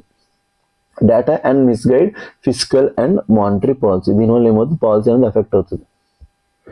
External sector risk highlighted by the external sector risks highlighted by the RBI కొన్ని ఎక్స్టర్నల్ సెక్టర్ రిస్క్స్ గురించి కూడా మాట్లాడింది. సో అందులోపల RBI annual report, RBI every year తన యొక్క యాన్యువల్ రిపోర్ట్ ఇస్తుంది. Cited slowing global trade. ఇప్పుడు తెలుసు కదా గ్లోబల్ ట్రేడ్ ఏమైపోయింది, తగ్గిపోతుంది, mainly because of protectionism. Post COVID తర్వాత ప్రతి కంట్రీ కూడా ప్రొటెక్షనిజం లోపలికి వెళ్ళిపోతుంది. సో గ్లోబల్ ట్రేడ్ తగ్గుతుంది. Geopolitical tensions, Russia Ukraine కొట్టుకుంటున్నాయి, ఒకవైపు యుఎస్ చైనా కొట్టుకుంటున్నాయి, ఒకవైపు హమాస్ ఇస్రాయల్ కొట్టుకుంటున్నాయి. ఎక్కడ కూడా ఇప్పుడు రీసెంట్గా సెంకాకు ఐలాండ్స్ దగ్గర జపాన్ చైనా కొట్టుకుంటున్నాయి, ఇవన్నీ కూడా అవుతున్నాయి. And protectionism trends are major threats to India's export trajectory. US ఇప్పుడు ఇష్టం వచ్చినంత టారిఫ్స్ వేసేస్తున్నాడు, 50% టారిఫ్స్ వేసాడు ఇండియన్ గూడ్స్ మీద. ఈ ట్రెండ్స్ మనం ఏమంటాం, ప్రొటెక్షనిస్ట్ ట్రెండ్స్ అంటాం అనమాట. సో దీనివల్ల ఏమవుతుంది, మన ఎక్స్పోర్ట్స్ అనేవి బాగా తగ్గిపోతాయి. ఎక్స్పోర్ట్స్ తగ్గిపోతే ఆబ్వియస్లీ గ్రోత్ అనేది తగ్గిపోద్ది. ఎందుకంటే మన జీడిపి ఫార్ములా ఏంటి, y is equal to c plus i plus g plus x minus m. మన జీడిపి ఫార్ములా ఏంటి, y is equal to c plus i plus g plus x minus m. c అంటే ఏంటి, private final consumption expenditure, i అంటే private total investment, g అంటే government private final consumption expenditure, x అంటే exports, m అంటే imports. ఎప్పుడైతే ఈ protectionism వీటి వల్ల ఇది తగ్గిపోతుందో ఆబ్వియస్లీ y విల్ రిడ్యూస్. ఇది పెరిగిపోయిన ప్రాబ్లమే, ఇది తగ్గిపోయిన ప్రాబ్లం అనమాట. సో ఎప్పుడు ఇది పెరగాలి, ఇది తగ్గాలి. బట్ మన ఇండియాలో ఏమవుతుంది, ఈ యొక్క global trade, geo political tensions, ఈ ప్రొటెక్షనిజం ట్రెండ్స్ వల్ల ఎక్స్పోర్ట్స్ తగ్గిపోతున్నాయి. ఎక్స్పోర్ట్స్ తగ్గిపోతున్నప్పుడు మన జీడిపి వాల్యూ అనేది తగ్గిపోతుంది అన్నమాట. చూడండి ఎకనామిక్స్ని మనం ఎలా లింక్ చేయొచ్చు. సో చూస్తున్నారా, మన దగ్గర ఉన్న స్టాటిక్ని మనం ఎలా లింక్ చేసుకోగలుగుతున్నాము. That is the power of knowledge. నేను ఎప్పుడు కూడా దాన్ని సుప్రమసీ మీద బిల్డ్ చేస్తాను అనమాట. మనం ఎంత నాలెడ్జ్ మీద సుప్రమసీ గెయిన్ చేస్తే మనం అంత కంట్రోల్ చేయొచ్చు మన పక్కన ఉన్న అన్నింటిని. లిటరల్లీ చెప్తున్నాను, నాలెడ్జ్ ఈజ్ పవర్. మీరు ఒక ఐఏఎస్ ఆఫీసర్ అయ్యారంటే ఒక నాలెడ్జ్తో మీరు చాలా కంట్రోల్ చేయొచ్చు. లిటరల్లీ చెప్తున్నాను, ఎప్పుడైనా దాని మీద గుర్తుపెట్టుకోండి. పెద్ద పెద్ద ఎంఎన్సీస్ వీళ్ళందరూ కూడా మీ ఇన్స్టాగ్రామ్స్, ఫేస్బుక్స్ ఇంతలో ఎంత అమౌంట్ ఆఫ్ డేటాని ఎందుకు తీసుకుంటున్నాయి, ఎవరి దగ్గర డేటా ఉంటే, ఎవరి దగ్గర నాలెడ్జ్ ఉంటే వాడే తోపు. ఇప్పుడున్న వరల్డ్ లోపల డేటా డిమాండెడ్ వరల్డ్ అనమాట. India's ability to sustain high growth becomes uncertain అనమాట. అన్నిటి వల్ల ప్రాబ్లం ఉంది. వాలటైల్ క్యాపిటల్ ఫ్లోస్ అంటే ఏంటి, ఎఫ్డిఐ ఎఫ్పిఐ. సో చూడండి, ఈ ఆర్టికల్ లోపల మీకు ఎకనామిక్స్ రాకపోతే, ఏ కాన్సెప్ట్ రాకపోయినా సరే మనకు అర్థం కాదు, ఏం మాట్లాడుతున్నాడో కూడా చాలా అర్థం కాదు. బేసికల్ ఎకనామిక్స్ అంటే వదిలేస్తారు ఆర్టికల్స్. నేను కాబట్టి మీకోసం పిక్ చేసి చెప్తున్నాను. ఏ స్ట్రాంగ్ డాలర్, ఇప్పుడు ఎంత రూపీ వాల్యూ, మొన్నే మాట్లాడాం అనాలిసిస్ లోపల, $1 ఈజ్ ఈక్వల్ టు 90 రూపీస్ అయిపోయింది. Or geopolitical shocks could strain balance of payments. దీనివల్ల ఏమైపోతుంది, బ్యాలెన్స్ ఆఫ్ పేమెంట్ సిచ్యువేషన్ అనేది ఎఫెక్ట్ అవుతుంది అనమాట. Structural vulnerabilities. ఇండియా లోపల కొన్ని స్ట్రక్చరల్ వల్నరబిలిటీస్ ఉన్నాయి. The author emphasise that India still faces uneven productivity. మన ఇండియా లోపల ఈవెన్ ప్రొడక్టివిటీ లేదు, కొన్ని సెక్టర్స్ లోపల ప్రొడక్టివిటీ అనేది బాగోలేదు. Third, dependence on service rather than labour intensive manufacturing. మనకి 3 సెక్టర్స్ ఉంటాయి. ఏంటంటే అగ్రికల్చర్, ఇండస్ట్రీ, సర్వీసెస్. మన ఇండియా లోపల ఏం జరిగిందంటే, దరిద్రం అనొచ్చు ఏమో తెలియదు కానీ, అగ్రికల్చర్ నుంచి సర్వీస్ లోపల జంప్ అయిపోయాం. మన ఇండియా లోపల ఇండస్ట్రీ మీదకి జంప్ అవ్వడం వల్ల సర్వీసెస్ అనేవి ఆయన జాబ్స్ ప్రొవైడ్ చేయలేవు.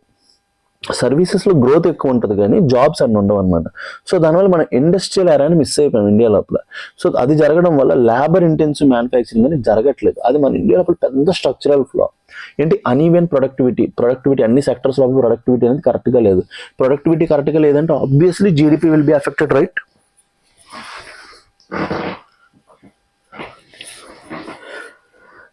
దీనివల్ల ఏం జరుగుతుంది, week job creation related to economic expansion. దీన్ని ఏమంటాం మనం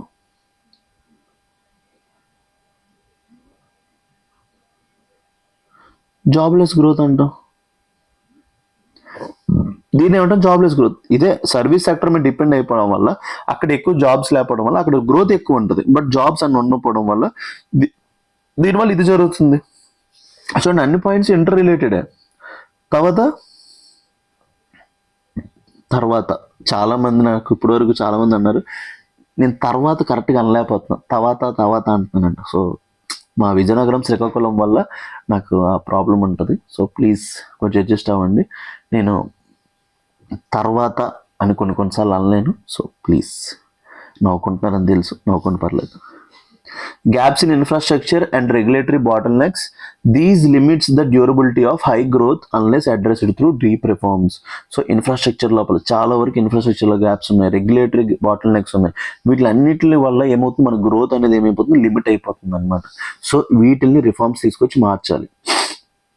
సో ఎంత పెద్ద ఇన్ని అనాలిసిస్ ఎందుకు చదువుతాం, ప్రాబ్లమ్స్ అనేది చెప్పాక ఆథర్స్ వస్తాయి. ఫస్ట్ ఏంటి, strength and statistical systems, address IMF concerns. మనకి సి గ్రేడ్ ఉంది, అక్కడి నుంచి అక్కడికి రావాలి. Improve data reliability, different sources నుంచి డేటా తీసుకోండి, డేటా రిలయబిలిటీని పెంచండి. First address concerns of IMF, దానివల్ల ఏం చేయాలి, డేటా రిలయబిలిటీని మనం పెంచాలి. నెక్స్ట్ బూస్ట్ ప్రైవేట్ ఇన్వెస్ట్మెంట్ ఏం చేయాలి, బూస్ట్ చేయాలి through regulatory reforms and sectoral incentives.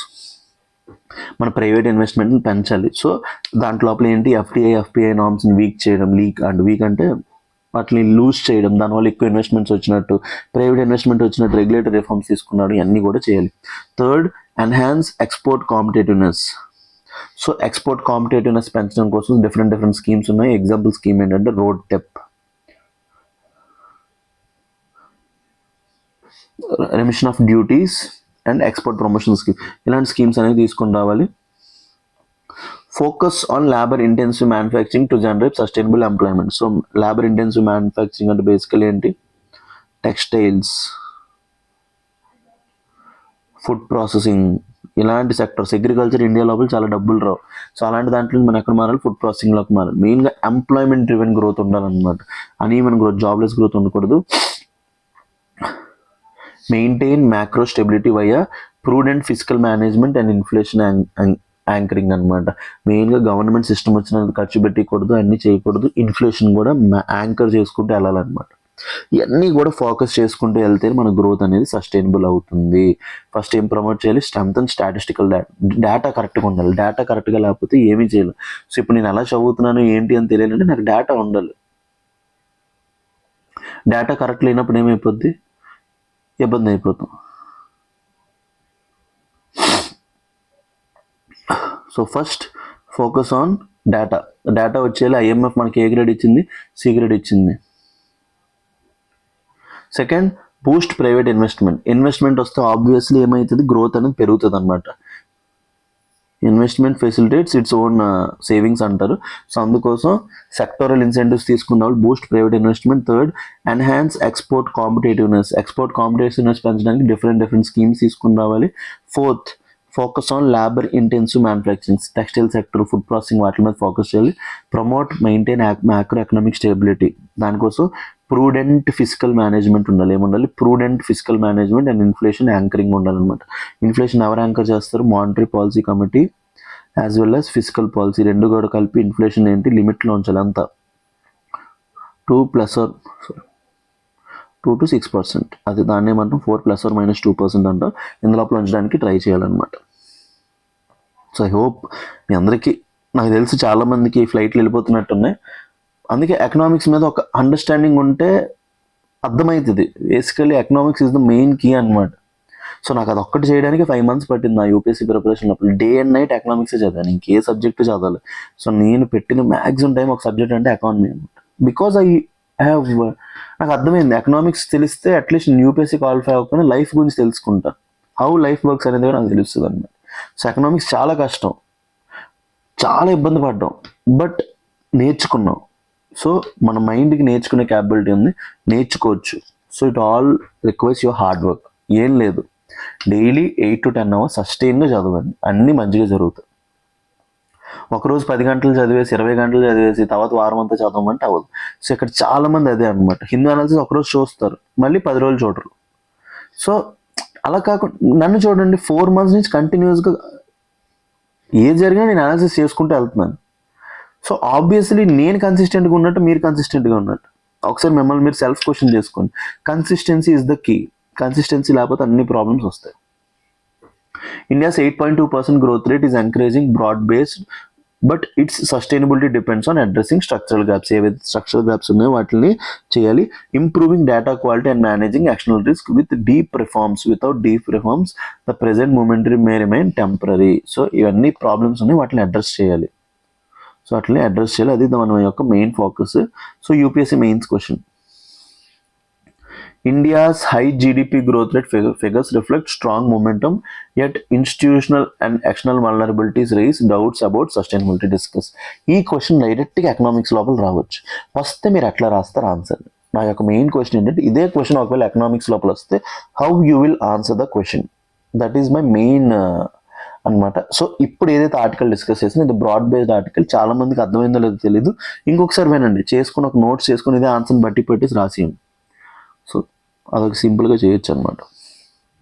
Third, Karnataka government tables in house bill to curb hate speech. ఏంటి కర్ణాటక గవర్నమెంట్ ఏం టేబుల్ చేసింది? Tables in house bill to curb hate speech. So basically మనకి freedom of speech గురించి ఇచ్చే article ఏది? Article 19. Article 19 sub clause 1A talks about freedom of speech and expression. So I have every right to express my opinions, beliefs, ప్రతిదీ కూడా through writings, through social media, any other form నేను express చేయొచ్చు. But it has reasonable restrictions అనమాట. దానికి మనం 19 sub class 2 చూడాలి. 19 sub class 2 లోపల ఎన్ని రీజనబుల్ రెస్ట్రిక్షన్స్ ఉంటాయి? 6 రీజనబుల్ రెస్ట్రిక్షన్స్ ఉంటాయి. ఒకటేంటి సావరెనిటీ, సెక్యూరిటీ ఆఫ్ ఇండియా. ఒకటేంటి పబ్లిక్ ఆర్డర్, పబ్లిక్ పీస్. ఇంకొకటి ఏంటి కంటెంప్ట్ ఆఫ్ కోర్ట్. ఇంకొకటి ఏంటి friendly relations with foreign states. ఇంకొకటి ఏంటి ఇన్సైట్మెంట్ ఆఫ్ ఒఫెన్స్. ఇంకొకటి ఏంటి డిఫమేషన్. ఈ 6 కూడా ఏమంటాం మనం? Reasonable grounds of restrictions under 19 sub class 2 అంటాం అనమాట. సో హేట్ స్పీచ్ అంటే ఏంటి? హేట్ స్పీచ్ అంటే ఏమీ లేదు, ఇంటెండెడ్లీ ఒక కమ్యూనిటీని హార్మ్ చేయడానికి చేసే స్పీచ్ని ఏమంటాం? Hate speech. ఇప్పుడు ఒక ముస్లిం కమ్యూనిటీ మీద నేను ఒక స్పీచ్ చేశాను అనమాట. So literally to harm those people, అలాంటి స్పీచ్ని ఏమంటాం మనం? హేట్ స్పీచ్ అంటాం అనమాట. సో అలాంటి హేట్ స్పీచ్ని కర్బ్ చేయడానికి ఎవరు తీసుకొచ్చారు? కర్ణాటక గవర్నమెంట్ బిల్ చేస్తే దాన్ని బీజేపీ ఎమ్మెల్యేస్ రెసిస్ట్ చేశారంట. సో దానికి సంబంధించి చూద్దాం.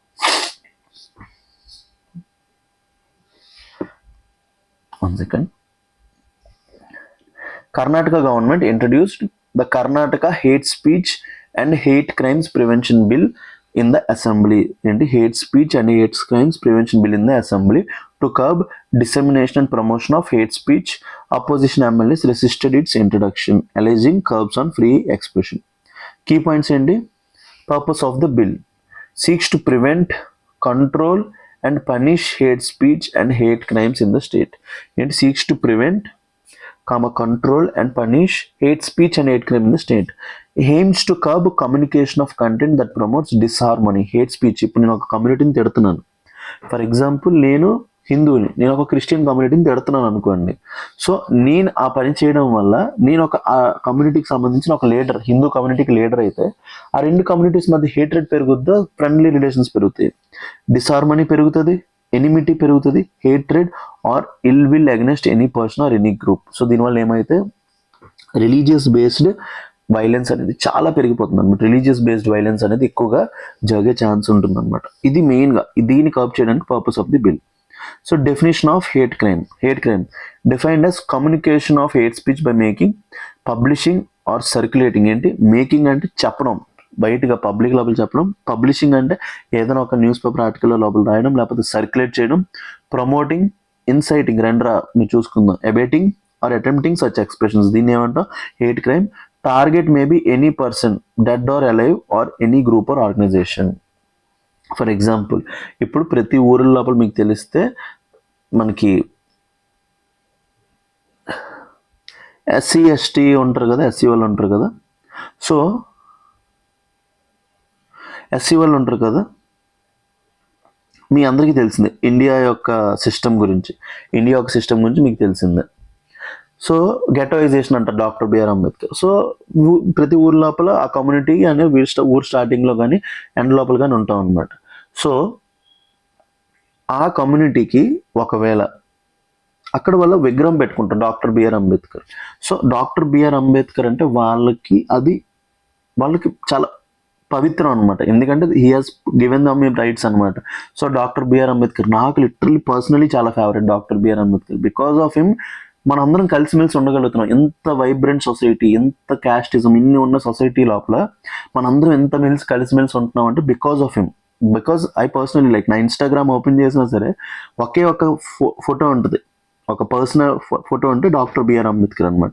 సో అలాగా ఏదైనా ఒక కమ్యూనిటీకి రిప్రజెంట్ చేసిన ఆ లీడర్ని కానీ ఎవరినైనా ఏమైనా తిట్టినా, చాలా ఊర్లో ఏం జరుగుతుంటే నేను చూస్తూ ఉంటాను కదా, ఆ విగ్రహాలు పగలగొడుతూ ఉంటారు. Target maybe any person dead or alive or any group or organisation. ఇలాంటప్పుడు ఏమవుతుంది, గొడవలు అయ్యే ఛాన్సెస్ ఉంటాయి లేదా? సో అలాంటప్పుడు పెనల్ ప్రొవిజన్స్, ఫస్ట్ టైం ఒక అఫెన్స్ చేస్తే imprisonment not less than 1 year, 1 year కంటే ఎక్కువ పెడతారు, extendable up to 3 years, plus fine up to 50,000, 50,000 వేస్తారు ఫైన్, 50,000 వేస్తారు. ఇంకా 1 year నుంచి 3 years వరకు జైలు శిక్ష చేసే ఛాన్స్ ఉంది. నెక్స్ట్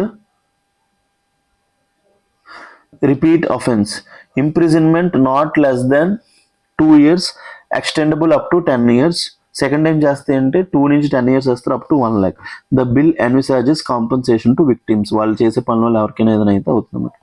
అపోజిషన్ సబ్జెక్షన్ ఏంటి, BJP MLAs protested calling the bill and attempt to curb freedom of expression especially political opponent. చెప్పా కదా డైరెక్ట్గా దేన్ని ఎఫెక్ట్ చేస్తుంది, article 19. So freedom of speech and expression ఇది ఎఫెక్ట్ చేస్తుంది అంటారు.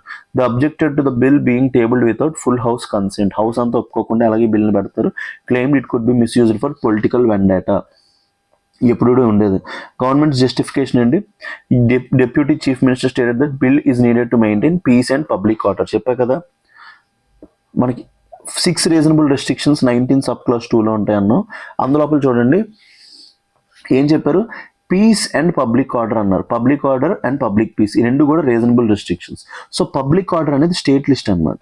సో స్టేట్ లిస్ట్ మీద వాళ్ళు ఏది తీసుకోవాలి, that hate speech is unacceptable in civil society. మనం ఉంటున్న సొసైటీ లోపల ఒక కమ్యూనిటీని ఇంకో కమ్యూనిటీ తిట్టుకోవడం అనేది ఇట్స్ నాట్ యాక్సెప్టబుల్ అనేది government point of view. Obviously government stand అనేది స్ట్రాంగ్ ఉంటుంది, ఎందుకంటే they are citing the constitutional provisions అక్కడ. Claimed it is part of broader governance agenda to ensure social harmony promote చేయడానికి అంటున్నారు.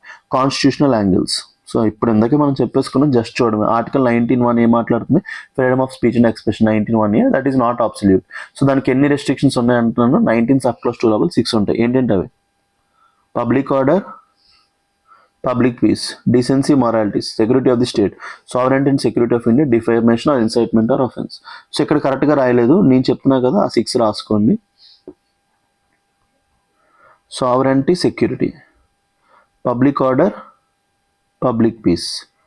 Third defamation,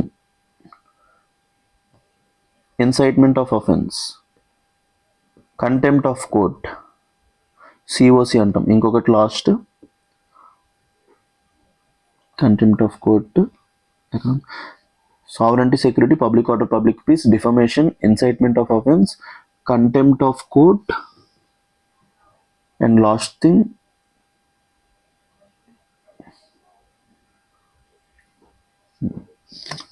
defamation, incitement of offense, contempt of court.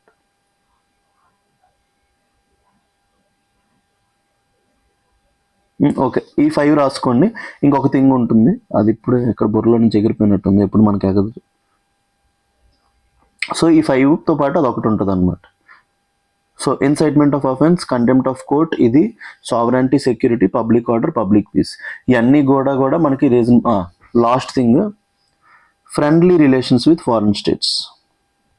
So sorry, నాకు mind స్లోగా react అయితే అస్సలు నచ్చుతుంది. Friendly relations with foreign states, friendly relations with foreign states, ఇది 6th అనమాట.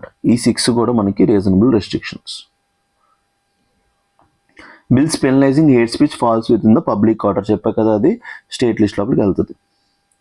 Legislative context ఏంటి, the assembly also tabled several other bills including amendments relating to labor welfare and religious institutions అన్ని కూడా చేసిందంట.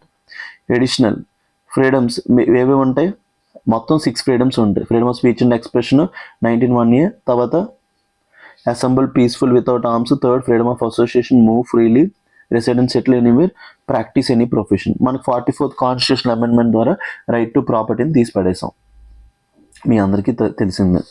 The state May impose reasonable restrictions on these rights under 2 to 6 చెప్పే కదా, వాటి గురించి ఒక్కొక్క దాంట్లో ఒక్కొక్క క్లాజ్లో ఉంటుంది.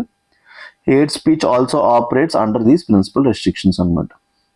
సో చూసుకోండి, గవర్నమెంట్కి పవర్ ఉంది. Basically you have to think under the constitution of India restrictions on the freedom of speech and expression can be imposed on which of the following grounds: public order, defamation, morality.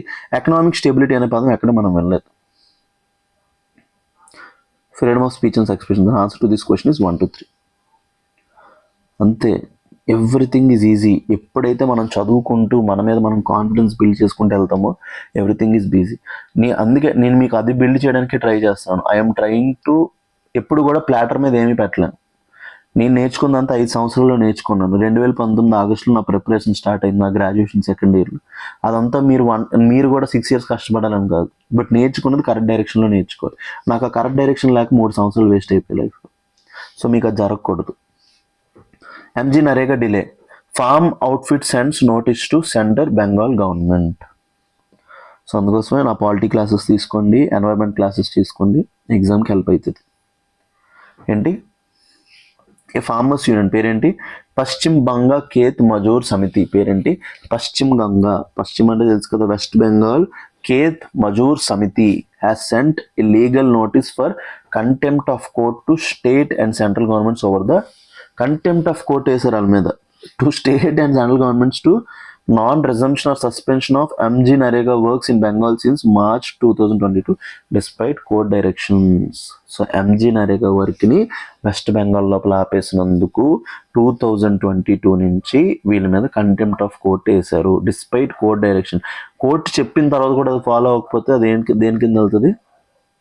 Contempt of court కింద వెళ్తాను అనమాట.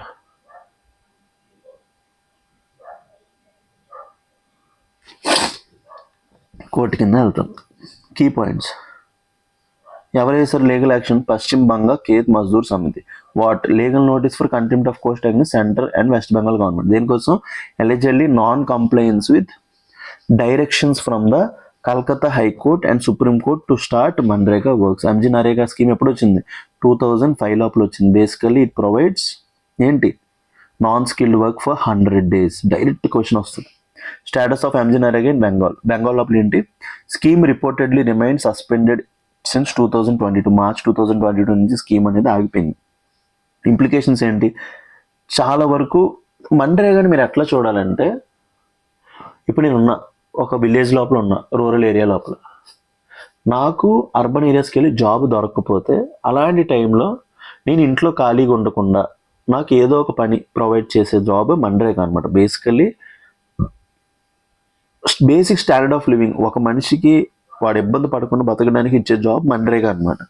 So అలాగా నువ్వు మన్రేగాని ఆపేసావంటే ఏమేమి అయిపోతే loss of guaranteed employment. మన్రేగాలు ఏంటంటే 100 రోజులు ఎవరు అడిగినా ఇవ్వాల్సింది, ఫ్యామిలీకి ఒక ఎంప్లాయ్మెంట్ ఇవ్వాల్సింది. And income for rural households. Rural హౌస్ హోల్డ్స్కి ఏంటి? ఇన్కమ్. థర్డ్ ఏంటి? పొటెన్షియల్ ఎంటైన్మెంట్లు unemployment allowance if not provided. So ఒకవేళ 100 రోజులు వర్క్ ఇవ్వకపోతే వాళ్ళకి అన్ఎంప్లాయ్మెంట్ అలవెన్స్ ఇచ్చేయాల్సింది. కోర్ట్ అండ్ స్టాచ్యుటరీ ఆబ్లిగేషన్స్ ఏంటి? Calcutta high court and supreme court had issued directions to resume work. చేసేమన్నారు. Non implementation can attract contempt proceedings అని కూడా కోర్ట్స్ చెప్పేసాయి అనమాట. స్టాచ్యుటరీ ఏంటి? MNREGA MG NREGA legally entitles eligible rural adults to work. Failure to provide triggers statutory obligations. ఒకవేళ 100 రోజులు work ఇవ్వకపోతే వాళ్ళకి అన్ఎంప్లాయ్మెంట్ అలవెన్స్ ఇవ్వాల్సిందే. ఇంప్లిమెంటేషన్ అండ్ బెనిఫిషియల్ ఇంపాక్ట్ ఏంటి? Immediate effect. Workers lose wage income. మెయిన్గా వాళ్ళకి డబ్బులు పోతాయి. Affecting rural purchasing power. వాళ్ళకి రోజుకి ఎంతో కొంత వస్తుంది కదా, ఆ డబ్బులు ఆగిపోతే పర్చేసింగ్ పవర్ అయిపోద్ది, లైవ్లీహుడ్ని ఎఫెక్ట్ చేస్తుంది. లాంగ్ టర్మ్ రిస్క్ ఏంటి?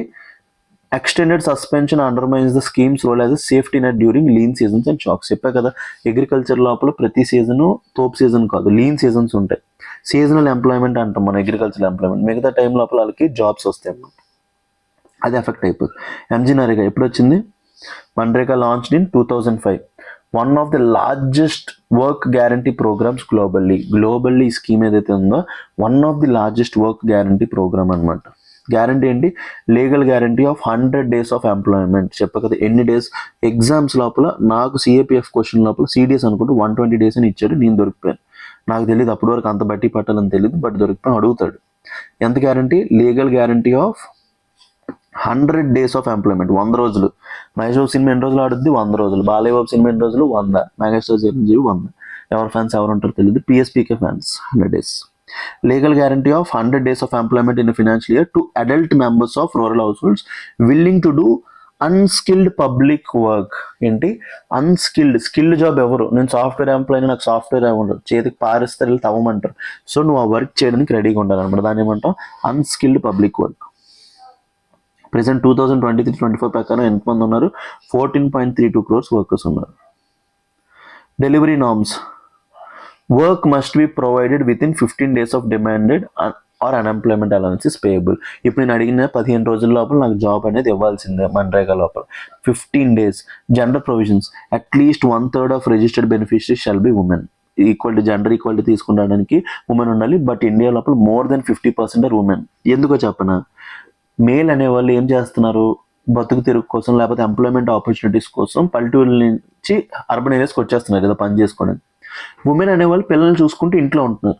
సో మన్రేగా వర్క్స్కి వాళ్ళే వెళ్తున్నారు అనమాట. సో వద్దన్నా సరే 1/3 బ్రీచ్ అయిపోయింది అనమాట. Present more than 50% women are working in MNREGA, MG NREGA. So delivery norms ఏంటి? అడిగిన 15 రోజుల లోపల ఇచ్చేయాలి. థర్డ్, సెకండ్, 1/3 మూమెంట్స్ మినిమం ఉమెన్ ఉండాలి. సోషల్ ఆడిట్ సెక్షన్ 17, ఇది చాలా important. Mandate social audit for all workers executed under MG NREGA. So ఏదైతే పనులు చేస్తారో వాటికి సోషల్ ఆడిట్ చేయాలి. రీసెంట్గా వాటి కోసమే జియో ట్యాక్స్ కాన్సెప్ట్ కూడా తీసుకొచ్చు. సో ఏదేదైతే పని చేస్తారో వాటి కోసం జియో ట్యాక్స్ తీసుకొచ్చాం. ఇంకా ఆబ్జెక్టివ్ ఏంటి? మెయిన్గా వాళ్ళు పర్చేసింగ్ పవర్ పెంచడానికి, రూరల్ పూర్కి provide livelihood and reduce rural poverty via unskilled wage employment. మెయిన్గా పేదరికం, పావర్టీ అంటే ఏంటి? పేదరికాన్ని తగ్గించడానికి ట్రై చేస్తున్నాం అనమాట. So UPSC prelims practice questions. Consider the following statements about MG NREGA. MG NREGA కొన్నిసార్లు నోరు తిరగదు.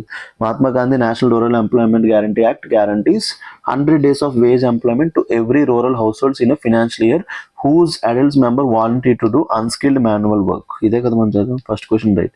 The act mandates that work must be provided within 15 days of demand or an unemployment allowance must be paid. చెప్పాం కదా 15 రోజుల లోపల ఇవ్వాలి. Third, section 17.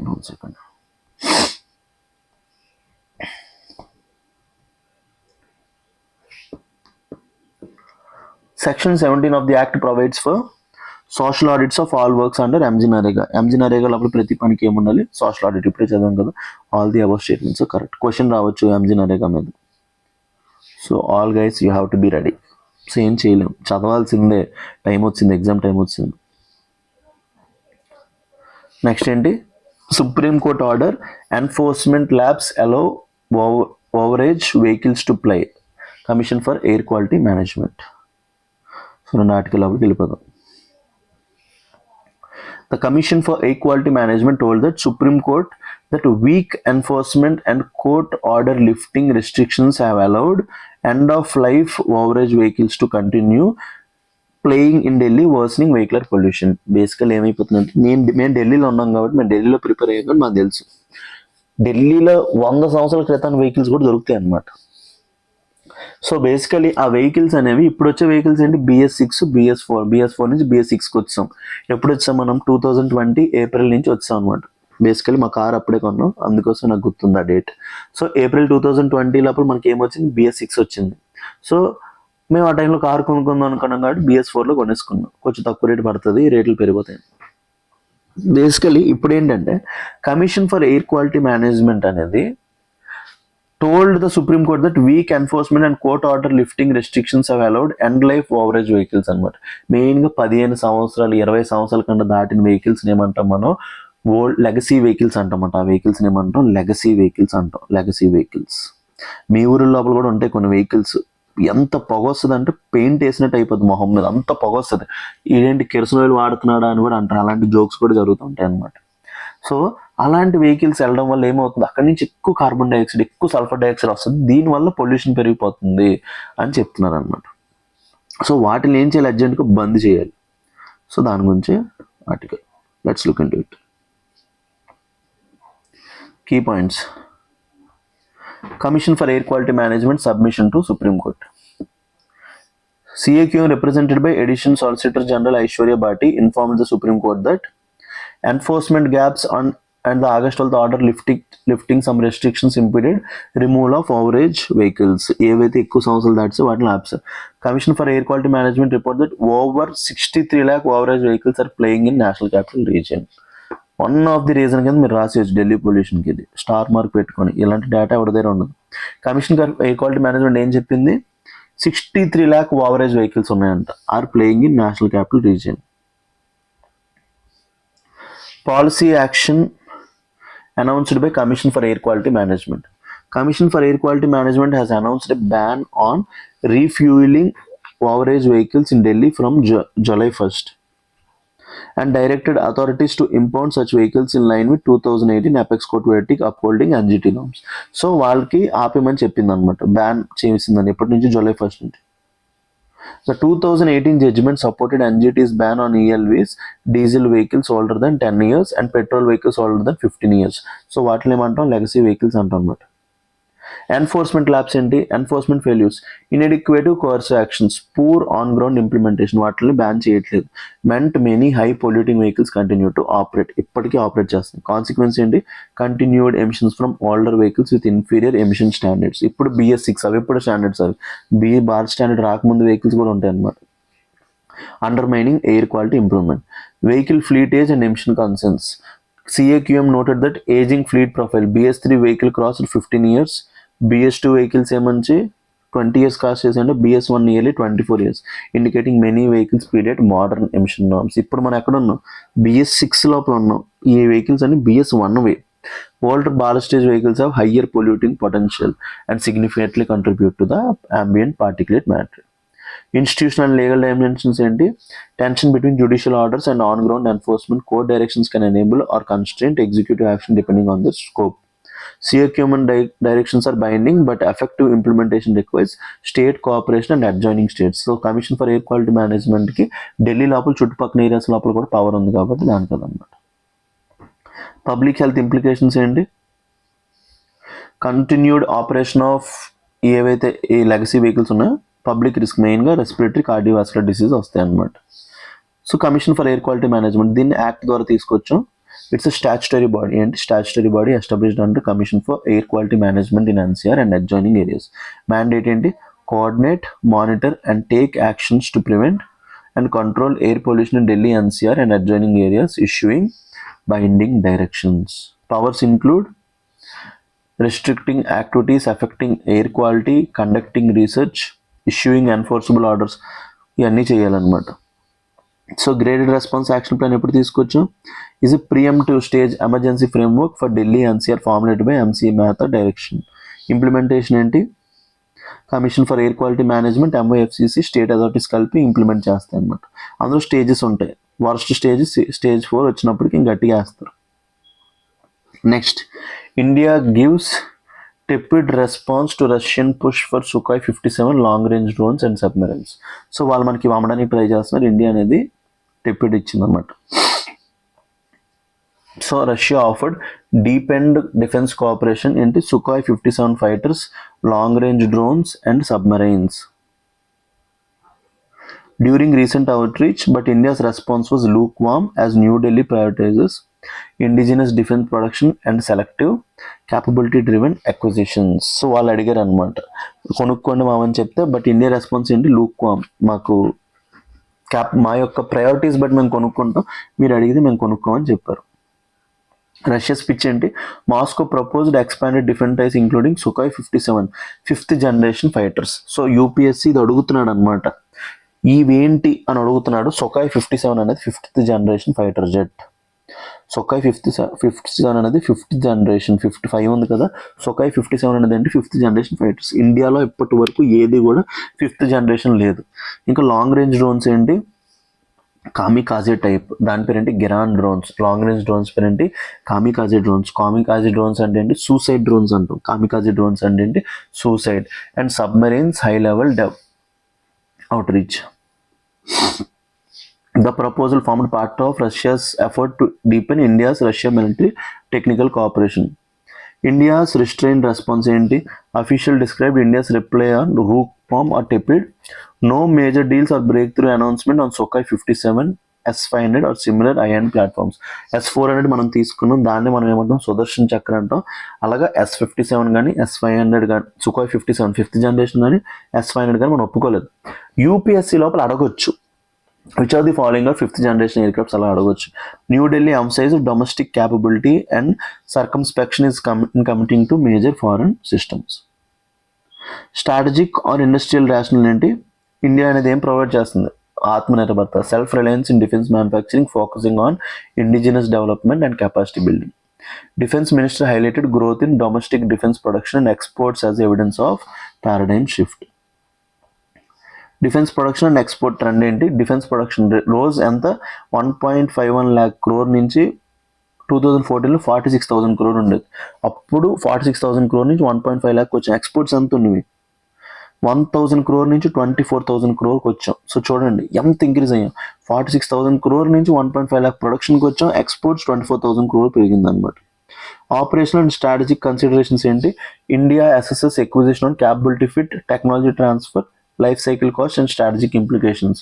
So మా India అనేది అన్ని క్యాలిక్యులేషన్స్ చేసుకుంటుంది. ఒకటి వాటి capability, second technology transfer, third life cycle, fourth strategic implications. అందుకే concerns about platforms example stealth fighters, long range drones, submarines, ఈ అన్నిటిని కూడా చూసుకుంటూ పెడతాం. మల్టీలాటరల్ ఆర్ డిప్లొమాటిక్ కాంటెక్స్ట్ ఏంటి, working groups, India Russia military technical commissions could continue dialogue but reach meetings, decent meetings produce limited concrete outcomes అన్నమాట. So ఇది India Russia intergovernmental commission on military technical cooperation forum where such proposals are working group outcomes are discussed and negotiated. So అక్కడ చేసుకుంటారు. And last article for today, illegal migrants will be detected deported Shah. Illegal migrants అంటే ఏంటి, India లోపల పుట్టలేదు, వాళ్ళు బయట నుంచి visa లేకుండా బయట నుంచి వచ్చిన వాళ్ళందరినీ ఏమంటాం illegal migrants. During Lok Sabha discussions on electoral reforms, the Union Home Minister stated that government will detect, delete and deport illegal migrants from India, leading to a heated exchange and opposition walkout. Government stands on illegal immigration and the Home Minister asserted that illegal immigrants, infiltrators will be identified and deported using constitutional provisions. ఎందుకంటే article 11 of Indian constitution citizenship గురించి power ఎవరికి ఇచ్చింది, parliament. నేను చెప్తున్నానంటే article మీరు open చేయాలి, నాకంటే తెలుసు కాబట్టి నేను చెప్పేస్తున్నాను. సో మీరు చూసుకొని చదువుకుంటే అప్పుడే అవుతుంది. ఆర్టికల్ 11 ఆఫ్ ఇండియన్ కాన్స్టిట్యూషన్ దేని గురించి మాట్లాడుతుంది, పార్లమెంట్. అందులోపల పార్లమెంట్కి పవర్ ఇచ్చింది. మన పార్లమెంట్ ఏం చేసిందంటే 2003 తర్వాత ఎవరికైనా ఇండియన్ సిటిజన్షిప్ కావాలంటే వాళ్ళు ఇల్లీగల్ మైగ్రెంట్స్ అయ్యి ఉండకూడదు. ఇల్లీగల్ మైగ్రెంట్స్ అయితే మీకు సిటిజన్షిప్ రాదు. సో మన ఇల్లీగల్ మైగ్రెంట్స్ అసలు యాక్సెప్ట్ చేయం, ఎందుకంటే మన చుట్టూ బంగ్లాదేశ్, పాకిస్తాన్, మయన్మార్, ఇక్కడ చాలా రెఫ్యూజీస్ ఉన్నారు, వాళ్ళందరూ ఇండియా లోపలికి వచ్చేయడానికి చూస్తున్నారు. దీనివల్ల డెమోగ్రఫిక్ చేంజెస్ వచ్చేస్తున్నాయి అనమాట. అస్సాం లోపల ఎన్ఆర్సీ జరగడానికి కూడా అదే కారణం. Justified strict action by linking illegal migration to electoral roll contamination and national security risks అనమాట.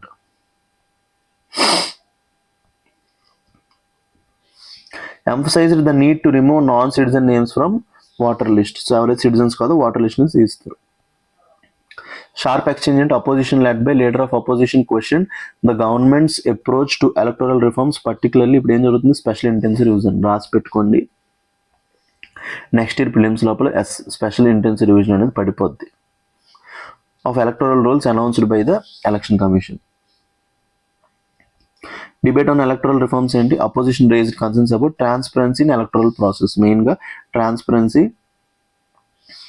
Digital machine, voter readable databases, CCTV access and clarity on electoral malpractices. Election Commission role and clarification to Home Minister referenced Election Commission's clarifications on alleged irregularities in Haryana elections.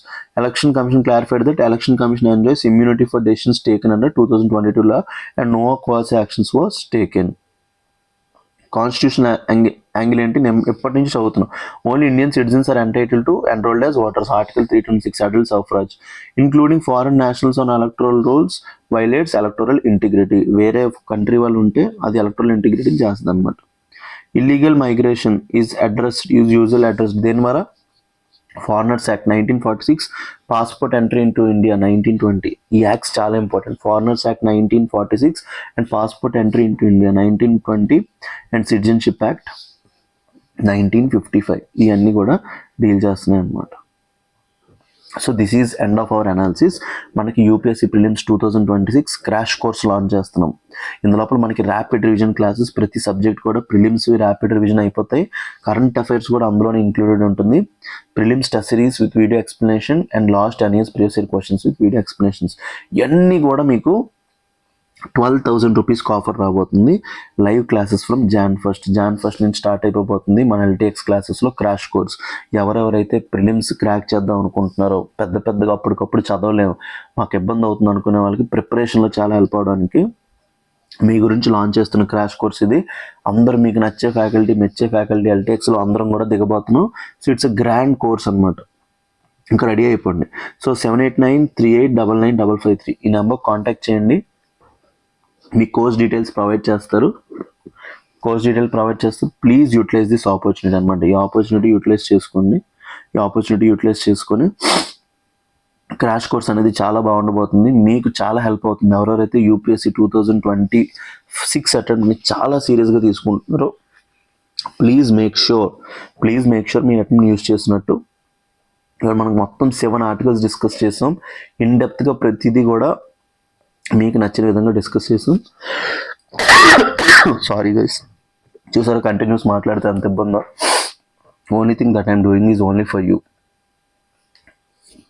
So 7 articles discuss చేసాం. మెయిన్గా మన presidential reference గురించి, 8.2% growth rate, hate speech గురించి, MG NREGA గురించి, commission for air quality management, మెయిన్గా కూడా legacy vehicles, Sukhoi 57 5th generation aircraft మర్చిపోకండి. ఇంకా కామికాజే డ్రోన్స్ గురించి డిస్కస్ చేసాం. ఇల్లీగల్ మైగ్రెంట్ సిటిజన్షిప్ గురించి డిస్కస్ చేసాం. ఇవన్నీ కూడా న్యూస్లో ఉన్నాయి, రిపీట్ అవుతున్నాయి, క్వశ్చన్స్ వచ్చే ఛాన్సెస్ ఉన్నాయి. నెక్స్ట్ ఇయర్ ప్రిలిమ్స్ లోపల నా ఎక్స్పెక్టేషన్ క్వశ్చన్స్ వచ్చే ఛాన్సెస్ ఉన్నాయి. కాబట్టి ప్లీజ్ యూటిలైజ్ దిస్ ఆపర్చునిటీ. నేను ఎక్కడికి వెళ్ళను, మీ మనీష్ ఎక్కడే ఉంటాడు. నా ప్రిపరేషన్కి వెళ్ళే ముందు మీకు చెప్పేసి వెళ్తా, అదైతే నా ప్రామిస్. మ్యాక్సిమం హిందీ అనాలిసిస్ నేనే చేస్తాను నా ప్రిపరేషన్లోకి వెళ్ళినా, ఎక్కడికి వెళ్ళినా. బట్ ఏమో మన ఫ్యూచర్ ఎట్లా ఉంటుంది ఎవరైనా గెస్ట్ చేయలేం కదా. ఉన్నంత వరకు మీ గురించి మీకు 100% ఎఫర్ట్ పెట్టి మీకు అనాలిసిస్ని తీసుకుని రావడానికే ట్రై చేస్తాను. ఏ రోజు కూడా మన అనాలిసిస్ లోపల కాంప్రమైజ్ అవ్వదు, క్వాలిటీ తగ్గదు. సో మీరందరూ హెల్ప్ అవుతుంది. మీ అందరి ప్రిపరేషన్ అనేది నెక్స్ట్ లెవెల్కి వెళ్తుంది. చాలామంది కాన్ఫిడెన్స్ వస్తుంది. సో మీ కాన్ఫిడెన్స్ని నేను ఎప్పుడు కూడా తగ్గించడానికి ట్రై చేయను. So let's continue daily. కొంచెం హెల్త్ బాగాలేదు, దానివల్ల రావడం అవ్వలేదు అనమాట. సో వర్రీ అవ్వద్దు. కామెంట్ సెక్షన్ లోపల కామెంట్స్ అన్నీ కూడా వచ్చాను కదా. Okay guys, thank you very much. Thanks for joining with me. మళ్ళీ నెక్స్ట్ అనాలిసిస్లో మళ్ళీ కలుద్దాం. Thank you very much.